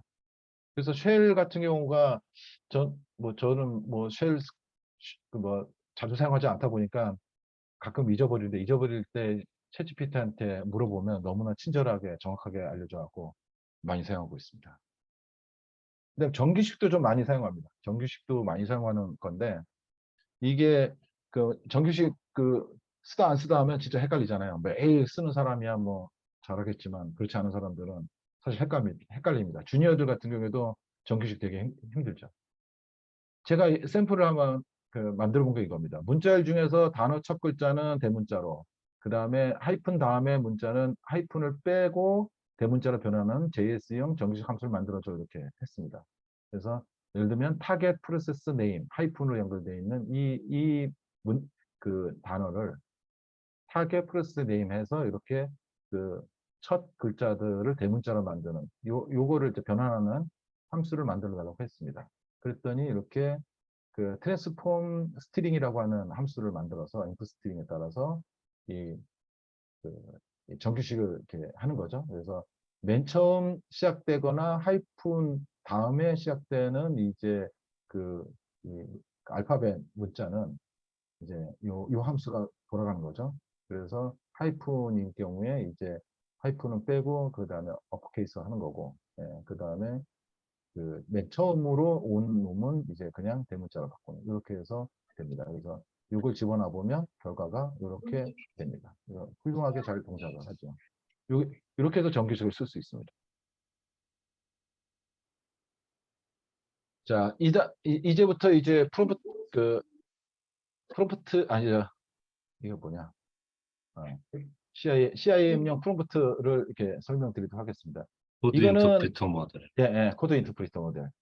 코드 인터프리터 모델 이 부분은 이게 최근에 나온 지 얼마 안 돼갖고 많이 이렇게 사람들에게 알려지지는 않고 그다음 몇몇 사람들 소수의 사람들만 좀 알려지게 됐는데 써보니까 재밌는 구석이 참 많아요.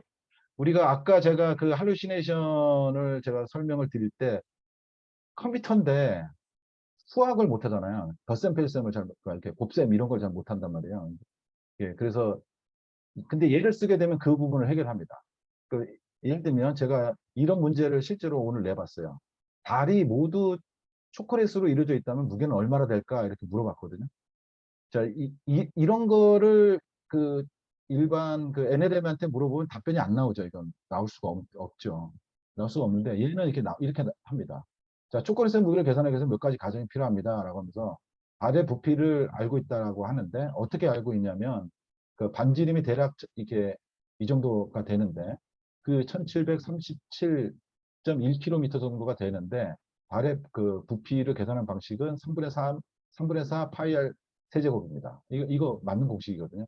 자, 이 공식에 들어갈 수 있고요. 그 다음에 초콜릿의 평균 밀도는 뭐 이거다라고 하는 거죠. 그러니까 세제곱미터당 1300km, 그러니까 1.3톤 정도 된다라고 알려지는 거죠. 그러면 요거를 요 식과 이제 그 밀도니까 요거에다가 요의 그 부피를 곱하면 요 값이 나오겠죠. 근데 이 계산 자체가 굉장히 복잡한 계산에 해당되기 때문에 기존 NLM에서는 틀릴 가능성이 매우 높습니다. 매우 높은데 얘는 이걸 갖다가 지가 그 NLM이 하지 않고 그 파이썬에다가 맡깁니다. 파이썬에다 맡겨서 보면은 이제 달의 반지름은 얼마고 그 다음에 이제 그 초콜릿의 이제 밀도는 얼마고 이렇게 해서 쭉 계산을 해서 그 값을 이렇게 쭉 나옵니다. 그래서 대략 결과값은 요 결과값에 나온 걸 이제 그 챗GPT가 이해를 해서 말로 표현해 줍니다. 달이 모두 초콜릿으로 이루어졌다면 그 무게는 2.85에 10에 22승 킬로미터, 그러니까 킬로그램 정도가 됩니다라고 답변을 해주죠. 그러니까 요게 이제 그 코드 인터프리터 모델에서나 이제 가능하게 되는 거고요. 근데 이게 그러면은 우리는 그러니까 이게 어떤 인사이트를 얻을 수 있냐면요. 이런 겁니다. 우리가 NLM을 이용하는데 이런 방식으로 우리가 이용할 수가 있는 거예요. 그러니까 CIM을 쓰지 않는다고 하더라도 우리 소스 코드가 실제로 CIM이 될 수 있잖아요.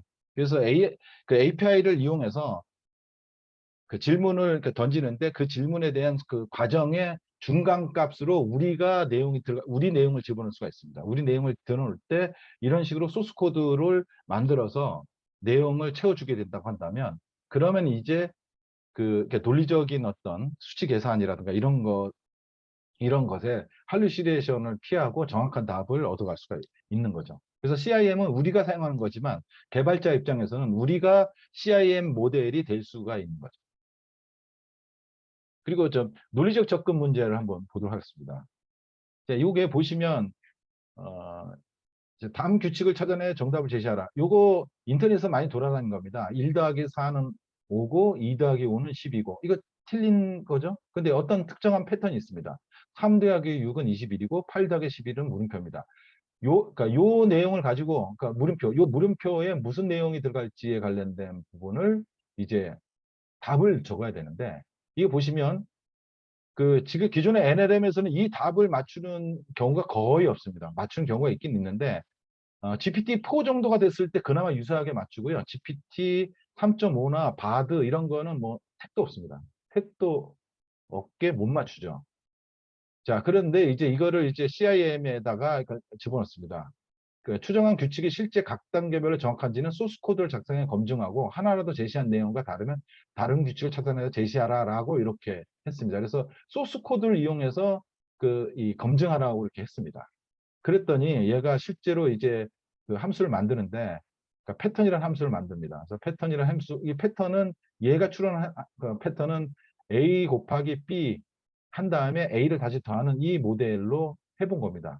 그래서 이게 맞는가라고 해서 지가 요 1 더하기 4, 그 다음에 2 더하기 5 이런 걸 다 집어넣었습니다. 다 넣었더니 all valid가 나온 거죠. 그래서 그러면서 그 패턴이 맞았으니까 8 더하기 11을 해봤더니 그러니까 8 더하기 11은 결국은 그 규칙에 의하면 96이 나온 거죠. 그래서 이 패턴은 이 패턴에 맞춰서 96이 된다는 걸 알 수가 있고 그거를 이제 이렇게 결과값을 내준 겁니다. 이건 굉장히 좀 놀라운 일입니다. 이건 인간도 한 이런 문제 내면 한 반 정도는 틀리는데 요거를 그 CIM이 이 코드를 통해서 그러니까 NLM이 그러니까 소스 코드를 만들어서 그거를 실행할 수 있게 됐을 때 이런 것들을 추정할 수 있는 그런 능력이 생기게 되는 거죠. 그래서 저는 CIM이 인공지능 모델에서 좀 또 다른 새로운 차원의 문을 여는 것이 아닌가라고 하는 거를 이런 사례에서 볼 수 있습니다. 보면은 이거는 규칙을 추론하고 주어진 예시를 파이썬 프로그램을 통해서 검증하고 파이썬 프로그램을 통해서 계산하여 정답을 도출하는 이런 구조가 CIM에서 가능하다라고 하는 거죠. 그리고 요거는 이제 CIM에서 많이 쓰는 겁니다. 많이 쓰는 건데 요 데이터는요. 요 데이터는 서울시청에서 제가 직접 받은 겁니다. 그래서 미세먼지와 초미세먼지의 그 연관 데이터를 제가 받은 거고요. 그 연관 데이터를 이제 올려놓고 CIM에다 올려놓고 주어진 파일에서 종로구 시간대별 미세먼지 및 초미세먼지 추이를 차트로 표현하라라고 했더니 finished working 이게 뭐냐면 이게 소스 코드가 돌아가는 겁니다. 두 번의 소스 코드를 열어서 봤더니 UTF 파일 인코딩 에러가 발생했대요. 그래갖고 이게 다시 시도를 합니다. 다시 시도를 해서 또 이렇게 작업을 쭉 해서 3번의 작업을 끝내서 이런 표를 만들어서 제시를 했습니다. 이게 지금 챗GPT 안에서 이루어지는 겁니다. 그래서 이 차트는 종로구에서 여기서 시간대라는 건 연도별로 저는 시간대별을 24시간 연도별로 했는데 얘는 그 말뜻을 연도별로 이해를 해서 이렇게 2022년 1월, 3월 뭐 이런 아까 월별로 이렇게 해서 표현해 줬습니다. 이렇게 표현해 주고요. 이 종로구의 이제 미세먼지인 겁니다. 그래서 그거를 그 내용을 하루 시간대별 통계로 그래프를 표현해줘 다시 했거든요. 그때 요거를 이어받아서 이렇게 표현해 줬습니다. 그래서 엑셀 시트 같은 거 엑셀 시트를 분석하는 거는 진짜 탁월합니다. 이거는 그래서 코딩을 몰라도 파이썬을 몰라도 그러니까 이런 것들은 쓰는데 굉장히 유용할 수 있습니다. 물론 뭐 이거 엑셀을 잘 써도 뭐 사실은 알 수는 있긴 합니다만 뭐 그 NLM을 이용하면 뭐 더 편리하다. 더 이제 이런 것까지 잘 만들어준다. 이런 의미가 되는 거라고 볼 수 있습니다. 그리고 또 하나는 그러니까 요걸 또 확인할 수 있는 거는 자 이런 데이터를 뽑아서 이렇게 만들 수 있다는 걸 우리 확인했지 않습니까? 근데 그러면은 우리 개발자들은 그걸 어떻게 활용하느냐? 여기 보시면은 이걸 클릭해 보면 소스 코드가 다 나와 있어요. 어떤 식으로 파일을 열어서 어떤 식으로 이 그래프를 그린지가 다 나와 있거든요. 소스 코드 카피하다가 그냥 쓰시면 됩니다. 그래서 우리에게 필요한 어플리케이션에서 이거를 사용할 수가 있는 거죠. 자, 요거는 지금 외국에 있는 프롬프트 하나 해서 제 사진을 한번 흑백으로 열화시켜 봤습니다. 그래서 요거를 이 외국에 있는 그 프롬프트를 복사에다가 제 사진을 한번 넣어놨습니다. 그래서 이제 이거를 이제 흑백으로 바꿔라 했더니 코드 실행 상태가 재설정됐습니다. 다시 시도하겠습니다. 그래서 뭔가 오류가 발생했어요. 오류가 발생을 했는데 뭐 오류가 발생한 걸 다시 수정을 해갖고 또 했는데 또 오류가 발생해갖고 어쨌든 몇 차례 걸쳐서 결국은 성공을 해서 이미지를 만들어냈습니다. 이 이미지를 만들어낸 거죠. 그래서 이 성공한 소스 코드만이 살아남는 거죠. 그러니까 이 CIM은 이게 좋은 게 그겁니다. 소스 코드를 단순히 만드는 거에 끝내는 게 아니라 실행해서 에러가 나면 다시 그 수정하고 수정돼서 성공했을 때까지 계속 반복을 한다는 것이 그 장점이라고 볼 수 있습니다. 자, 이것도 이제 외국에 있는 이 프롬프트를 하나 갖고 온 건데요. 이거 보면 이 영어로 된 요게 프롬프트입니다. 요 프롬프트가 뭐 하는 거냐? 요 뜻이 뭐냐면 그 어벤져스에 나오는 타노스가 손가락을 딱 튕기는 그게 있지 않습니까?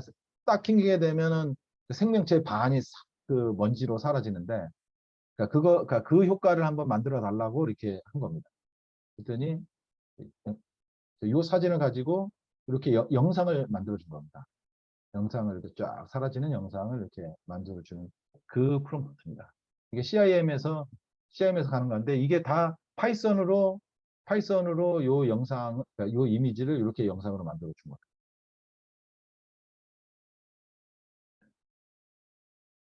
그다음에 CIM 프롬프트 단계별 접근의 첫 번째 건데요. 요거는 제가 막 이 NLM을 챗GPT 갖고 막 장난치면서 했던 유명한 저 혼자 유명한 그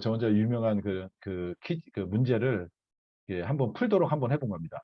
자, 이 문제 어렸을 적에 많이 한번 풀어보신 분들 많을 것 같은데, 시민 3명이랑 뭐 조부 3명이 길을 가다가 강을 만났어요. 강에는 2명만 탈 수 있는 배가 있는데, 시민 3명은 노를 저을 수 있는데, 이 조폭들은 두목만 저을 수 있고 부하는 노를 저을 수 없어요. 그리고 그 2명이 타고 가서 배를 다시 가져오고 다시 가는 방식으로 모두 건너야 됩니다. 근데 이제 조폭들이 시민보다 숫자가 많아지게 되면 시민을 죽일 수가 있어요. 그래서 강 건너편에 있는 시민의 숫자가, 조폭의 숫자가, 뭐 어쨌든 시민 숫자가 항상 이 시민의 숫자가 조폭 숫자보다 적으면 안 되는 상태로 왔다 갔다 해서 모두 다 건너야 되는 이런 문제입니다. 이 문제를 NLM에 풀게 하기 위해서 제가 고생을 되게 많이 했는데, NLM은 그냥 풀서는 안 되고 이것도 그 소스 코드를 이용해서 밸리드 체크를 할 수 있도록 해야지 사실 풀리더라고요. 그러니까 NLM이 풀 수 없어요, 이게.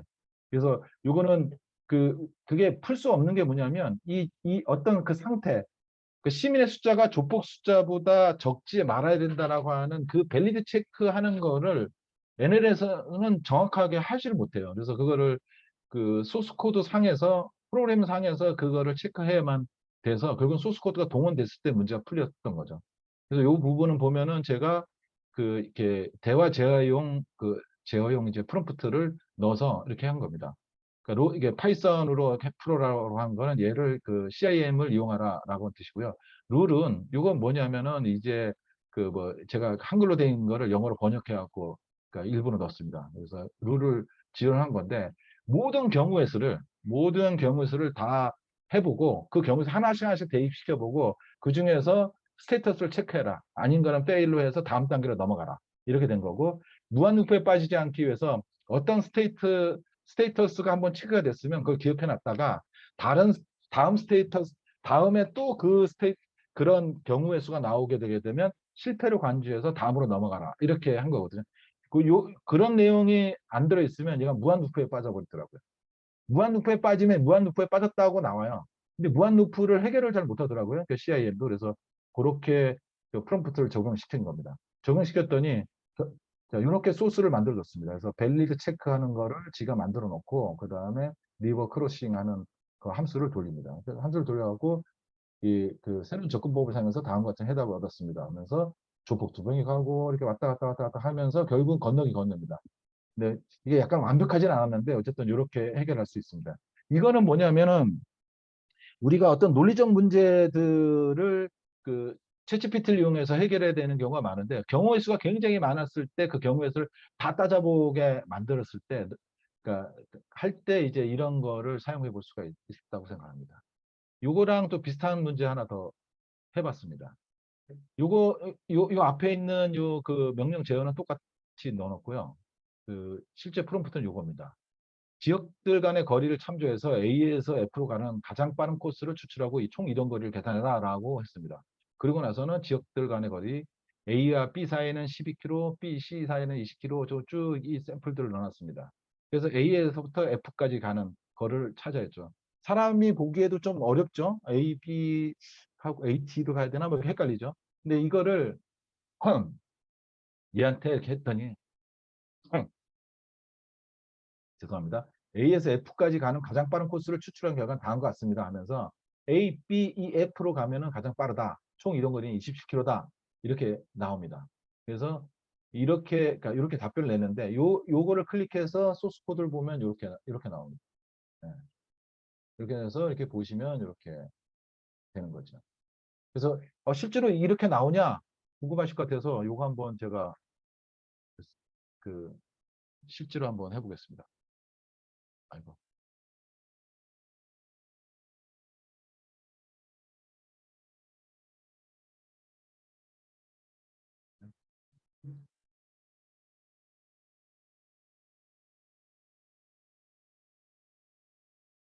제가 요거를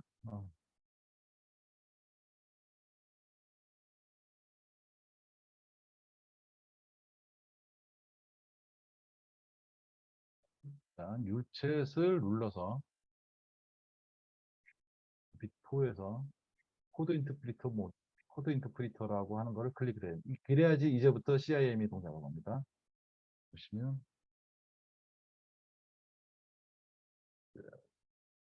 저, 그,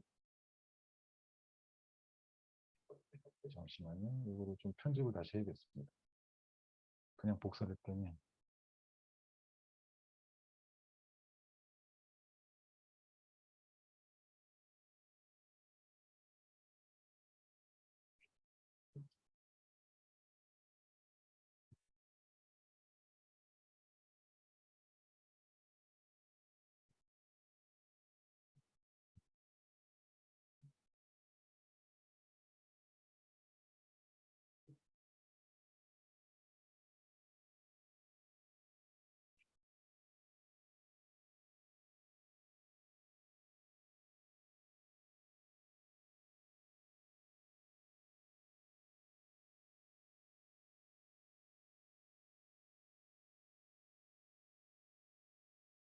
정말 열심히 일을 하고 있죠. 열심히 소스 코드를 만들고 있습니다.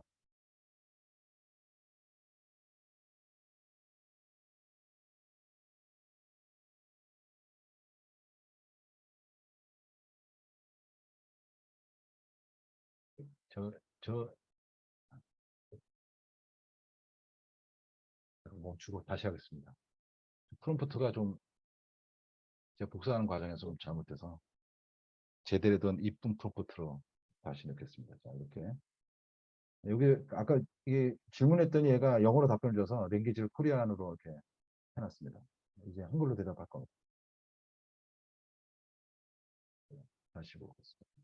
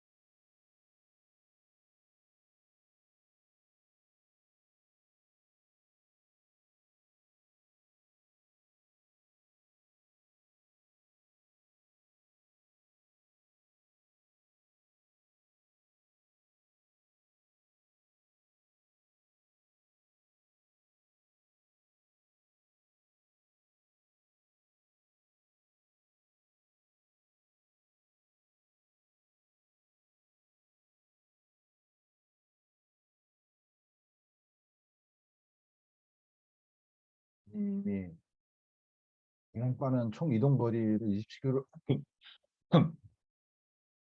해놓고는 또 최단 경로를 따로 찾는 이유는 뭘까요?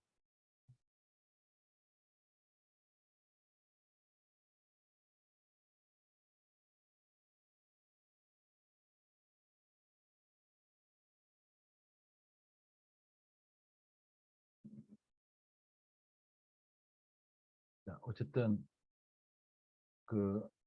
제가 원래 이 샘플을 만들 때보다 더 어렵게 만들긴 했는데 어쨌든 지금 만들었습니다. 그래서 ABEF로 가서 27km 걸리는 이런 코스를 밟았습니다.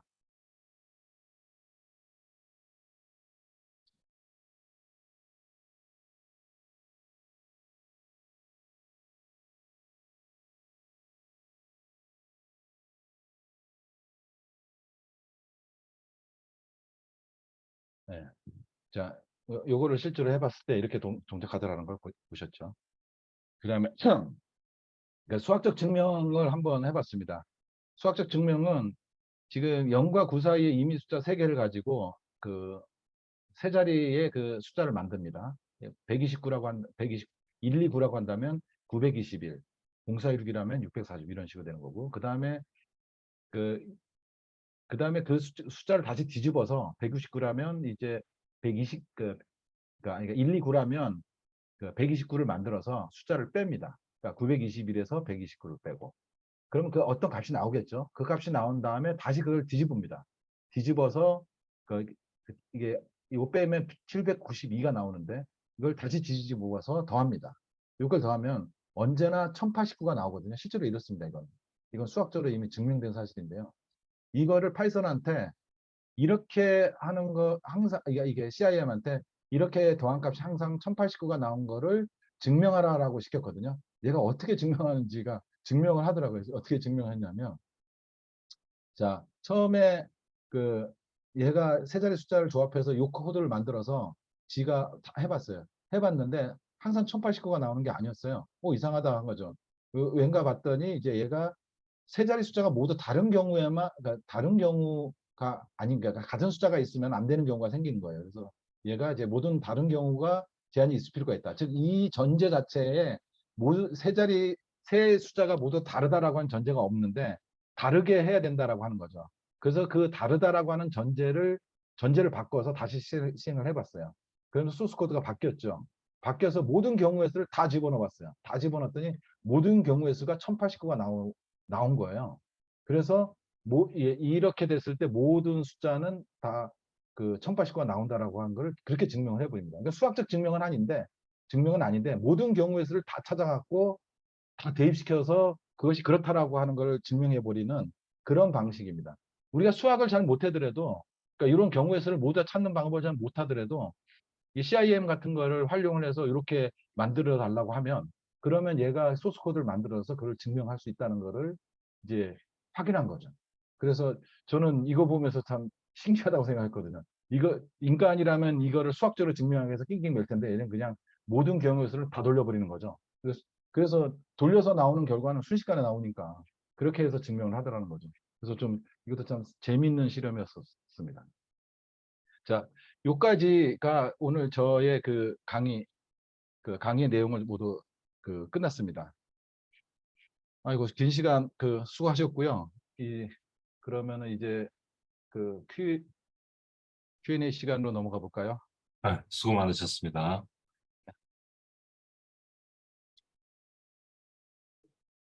여기 네. 예.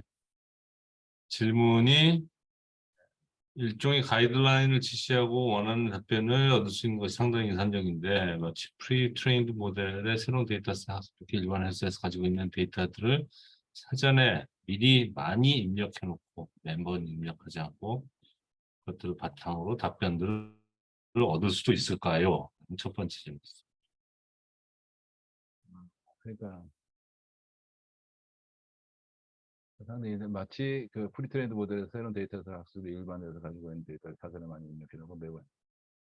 예, 그것이 가능합니다. 그게 이제 뭐 랭체인 같은 거를 쓰시던가 아니면은 뭐 인베딩이라고 하는 것이 있거든요. 챗GPT에 파인 튜닝이나 인베딩이나 이런 거를 쓰시면 됩니다. 그래서 근데 그거는 제가 오늘은 이제 활용 쪽이었기 때문에 뭐 그 내용을 자세히 다루진 않았는데 랭체인에 대한 설명은 챗GPT 사이트는 없고요. 다른 데서 구하셔야 되는데 인베딩이나 파인 튜닝에 관련된 부분은 챗GPT 플랫폼에 가보시면 설명들이 많이 나와 있습니다. 그걸 통해서 이제 하시면 됩니다. 그거는. 그래서 그건 API를 활용하는 방법에 해당되겠습니다. 예. 그리고 다음 질문은 그 코드 생성이나 답변이 되셨는지 모르겠네. 그다음에 코드 생성이나 테스트 코드 등을 말씀해 주신 방법을 적용시킬 때 언어별로 정확도나 생성 속도의 차이가 있을까요? 그 NLM 자체가 워낙에 느려서요. 그 답변 아까 보시면은 많이 늦지 않습니까? 많이 느려서 언어는 별로 타지 않는 것 같아요. 제가 해봤을 때 자바도 해보고 뭐도 해보고 막 이러는데 심지어는 제가 뭐까지 해봤냐면 그 쉘 스크립트로 돼 있는 걸 뭐 쉘 스크립트는 사실 그 자유도가 떨어지니까 그거를 좀 그 다른 걸로 업그레이드하기 위해서 뭐 노드 JS라든가 뭐 파이썬이나 이런 걸로 언어를 변화시켜서 만들어 달라고 해봤거든. 그 변환하는데 뭐 이거 뭐 시간 차이는 별로 없더라고요. 그래서 정확도는 사실 잘 모르겠습니다. 정확도는 잘 모르겠는데 이 친구들이 그 공부한 게 NLM이 공부한 게 스택 오버플로 같은 데에서 공부를 많이 했을 거거든요. 그래서 공부량이 어마어마합니다. 그래서 정확도가 사람보다는 아마 정확할 거라고 생각합니다. 근데 이제 해보면 다만 이제 실제로 그거를 실행을 해봤을 때 오류가 그 오류가 나타난 경우에는 종종 있습니다. 그건 어쩔 수가 없어요. 그래서 코드 인터프리터 모델은 그래서 지가 소스 코드를 만들고 나서 자기가 그 이렇게 그 부분을 이제 실행을 해보고 오류가 나면은 수정을 하는 방식을 그래서 쓰는 거죠. 그래서 우리가 근데 그냥 쓰는 경우에는 뭐 그 우리가 수정을 해야겠죠. 네. 근데 모놀리시가 뭐 답변이 되셨는지 모르겠네. 그다음에 모놀리식 아키텍처를 MS의 형식으로 바꿔주는 것도 복잡한 역할도 수행하나요? 제가 한번 시도를 해봤던 게 그 자바 스프링 부트로 바꾸는 거, 기존의 그 레거시를 한번 바꾸는 걸 한번 해봤거든요. 근데 원리는 알려주는데 그 소스는 제대로 그 전체 소스 코드를 변환을 못 시켜요. 왜냐면 양이 너무 많아서. 그래서 그거는 프롬프트 엔지니어링 수준으로는 할 수가 없을 거라고 저는 생각이 들었어요. 그럼 어떻게 해야 되느냐? 그걸 어떻게 해야 되느냐 하면 그거는 따로 API를 이용해 갖고 이제 그 인베딩이라든가 이런 그 기법을 써 갖고 그렇게 해서 하면 되는데 그게 아마 그렇게 되면 우리가 그 이 어떤 아키텍처 변환을 하는 그 코파일럿을 개발하게 되는 건데 그게 많이 개발되면은 돈 좀 될 것 같은데 저는 그게 그래서 어쨌든 단순하게는 안 된다. 복잡한 어떤 이렇게 이 변화는 쉽지가 않다라고 하는 거고, 이렇게 그렇게 글자 몇만 라인 정도 되는 건 안 되고, 뭐 만 라인 이하 정도 되는 것들의 소스 코드를 변환하는 수준은 좀 잘하더라. 이 정도가 그, 제가 드릴 수 있는 답변입니다. 예. 그다음에 또 다른 질문이 있으신가요? 요거를 이제 한 두어 개만 좀 하시죠. 그 예. 사전 질문 들어온 내용들인데 예. 이 중에서 제가 두 가지만 골라보겠습니다. 예. GPT가 점점 갈수록 멍청해지고 있다고 하는데 여기에 대한 의견이 혹시 있으신지? 이게 뭐 사실 GPT가 이유까지는 잘 모르겠고요. 근데 그 멍청해질 수는 있어요. 멍청해질 수 있는 게 뭐냐면 첫 번째는 원래 NLM이라고 하는 게 그 생성형 인공지능이라고 하는 게 원래 가짜를 만들어내는 역할을 하는 거잖아요. 우리가 그 이미지 생성형 인공지능들 있지 않습니까? 근데 그런 생성형 인공지능이 만들어낸 이미지가 실제가 아니라고 뭐라고 그러지 않잖아요. 근데 NLM은 언어에 대해서만은 꼭 이게 왜 가짜냐 이러면서 막 그 할루시네이션에 사람들이 민감해 하거든요. 그러다 보니까 그거를 줄이기 위해서 막 노력하다 보면은 노력하면서 튜닝을 하다 보니까 좀 꼬이고 있는 경향이 좀 있는 것 같아요. 그리고 또 하나는 이제 문제가 되고 있는 게 이제 그 비윤리적인 것들을 걸러내는 과정에서 또 이렇게 문제가 발생하고 그래서 NLM 고유의 역할에서 보면은 이제 그 부분이 많이 약화될 수 있는 부분이 있다고 생각이 들고요. 지금은 아닌데 장기적으로 보면은 NLM이 오염이 될 가능성이 매우 매우 높아지는 게 사람들이 NLM을 써갖고 지금 챗GPT를 써갖고 지금 유튜브도 만들고 블로그도 막 글 쓰고 막 이러거든요. 컬럼도 쓰고 이러거든요. 그게 인터넷에 노출이 되게 되면 이후에 인공지능의 근원을 갖고 또 학습을 해요. 그죠? 그 자기 똥을 자기가 먹는 일이 벌어지거든요. 건강할 수가 없죠. 그래서 이후에 NLM들은 더 그 굉장히 이상해질 거라고 하는 것이 그 그 많은 사람들의 그 예측입니다. 예. 예, 고맙습니다. 또, 음. 예. 그리고 두 번째 질문은 여기 그 세 번째 미래 프롬프트 엔지니어라는 직업이 뭐 요즘 뭐 미국에서는 뭐 연봉이 뭐 50만 불이네 뭐 이런 얘기들이 있는데 그렇게 영향을 미칠지 사실 프롬프트 엔지니어 저는 이 요거 플러스 개발자가 앞으로 프롬프트 엔지니어링 어떻게 활용해야 하는지 오늘 뭐 사실 그 공부하는 내용이었는데 예. 앞으로 개발자들의 주니어 개발자 오늘 들어오신 분들 중에 주니어 개발자분들이 많아서 주니어 개발자들 앞으로 뭘 준비를 해야 되는지를 조금 포괄적으로 살짝 가볍게 아주 짧게 말씀해 주시면 평소에 생각하신 거예요. 저도 잘 모르는 거를 질문을 하지 않고 뭐 그렇긴 하는데 그 우리가 일반 사용자들이 프롬프트 엔지니어링이라는 거를 몰라야지 사실은 인공지능 시대가 열린 거거든요. 그렇죠? 그거랑 비슷한 거죠. 이렇게 우리가 버스 앱을 많이 쓰지 않습니까? 버스 언제 오나 다 보고 막 이렇게 하지 않습니까? 근데 사람들이 그 뒤에 있는 공공 데이터는 아무도 몰라요. 정부에서 막 이 데이터를 다 수집을 해갖고 막 쏘고 있거든요. 그거 잘 모르는 상태에 되니까 우리는 사람들 그냥 버스 앱이 뭐 이렇게 어떤 식의 원리는 모르지만 그걸 잘 이용하고 있거든요. 근데 그거랑 똑같이 사실 그 인공지능이 완전히 이 세상에 이 생활에 침투가 돼 있게 되면 일반인들은 프롬프트 엔지니어링을 몰라도 됩니다. 그냥 일상생활처럼 그냥 얘기하면 다 알아서 해주는 거거든요. 그럼 그 중간에 간극을 누가 메꿔주냐면은 프롬프트 엔지니어하고 개발자들이 메꿔주는 거예요. 그래서 사람들은 그냥 말을 하는데 그 생성형 인공지능들이 그 말한 것들을 찰떡같이 알아들어서 결과물을 내주는 이 중간 매개물들이 이제 번성을 할 겁니다. 그래서 챗GPT를 일반인들이 그냥 쓰는 경우는 그게 저는 앞으로는 비율적으로 보면 100%가 될 일은 없다고 생각해요.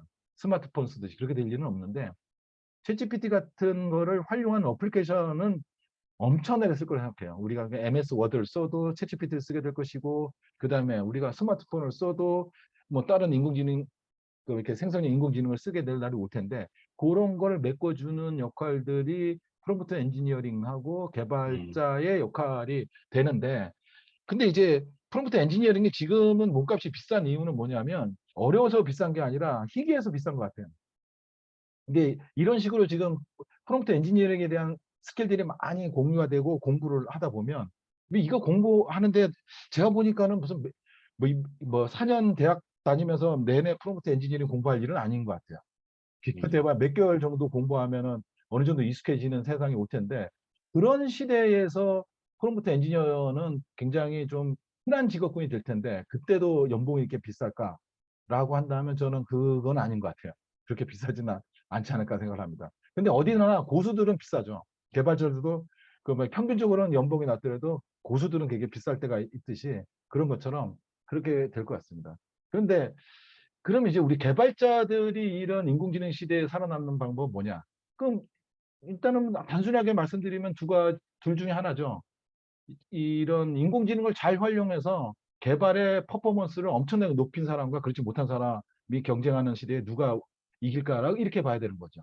개발자란 직군 자체는 없어지지 않을 겁니다. 근데 이 생산력은 엄청나게 높아지기 때문에 같은 업무량을 처리하는 수준의 사람들의 숫자가 예전보다는 줄어들 가능성은 좀 있죠. 예, 그렇습니다. 그래서 요새 그 시니어 개발자들이 생산성이 좋아져서 신입 개발자들을 뽑지 않는다는 얘기들도 사실 많은 것이 현실이고요. 이게 사실 AI 시대, 그 제너레이티브 AI가 지금 판을 치고 있는 이 시대, 그 개발자들이 어떤 그 고민을 하고 어떤 선택들을 해야 될지에 대해서 또 이것만 가지고도 또 한 여러 시간을 떠들 만한 주제인데, 그건 또 다음 기회로 집중하고요. 오늘 장장 1시간 50분 동안 정말 쉬지도 못하고, 네. 50대 후반에도 이렇게 열정적으로 1시간 50분 동안 쉬지 않고 강연할 수 있다는 거. 몸소 보여주신 공 대표님께 깊은 감사드리고, 오늘 들으신 분들 모두 네, 그 챗GPT 활용 앞으로 하시는데 도움이 되었기를 바라면서 2023년 8월 오키 세미나는 여기서 마치도록 하겠습니다. 혹시 어떻게 그 자료는 나중에 공개해 주시나요? PDF로? 소리가 끊겨져 있습니다. 예, 뭐 PDF 필요하시죠? 거기 들어있는 프롬프트도 좀 보고 싶으실 테니까, 네, 해서 공유해드리도록 하겠습니다. 네, 알겠습니다. 오늘 발표해 주시느라 수고하셨고요. 들으시느라고 또 수고 많으셨습니다. 여기서 마치도록 하겠습니다. 들어가세요. 고맙습니다. 네, 감사합니다.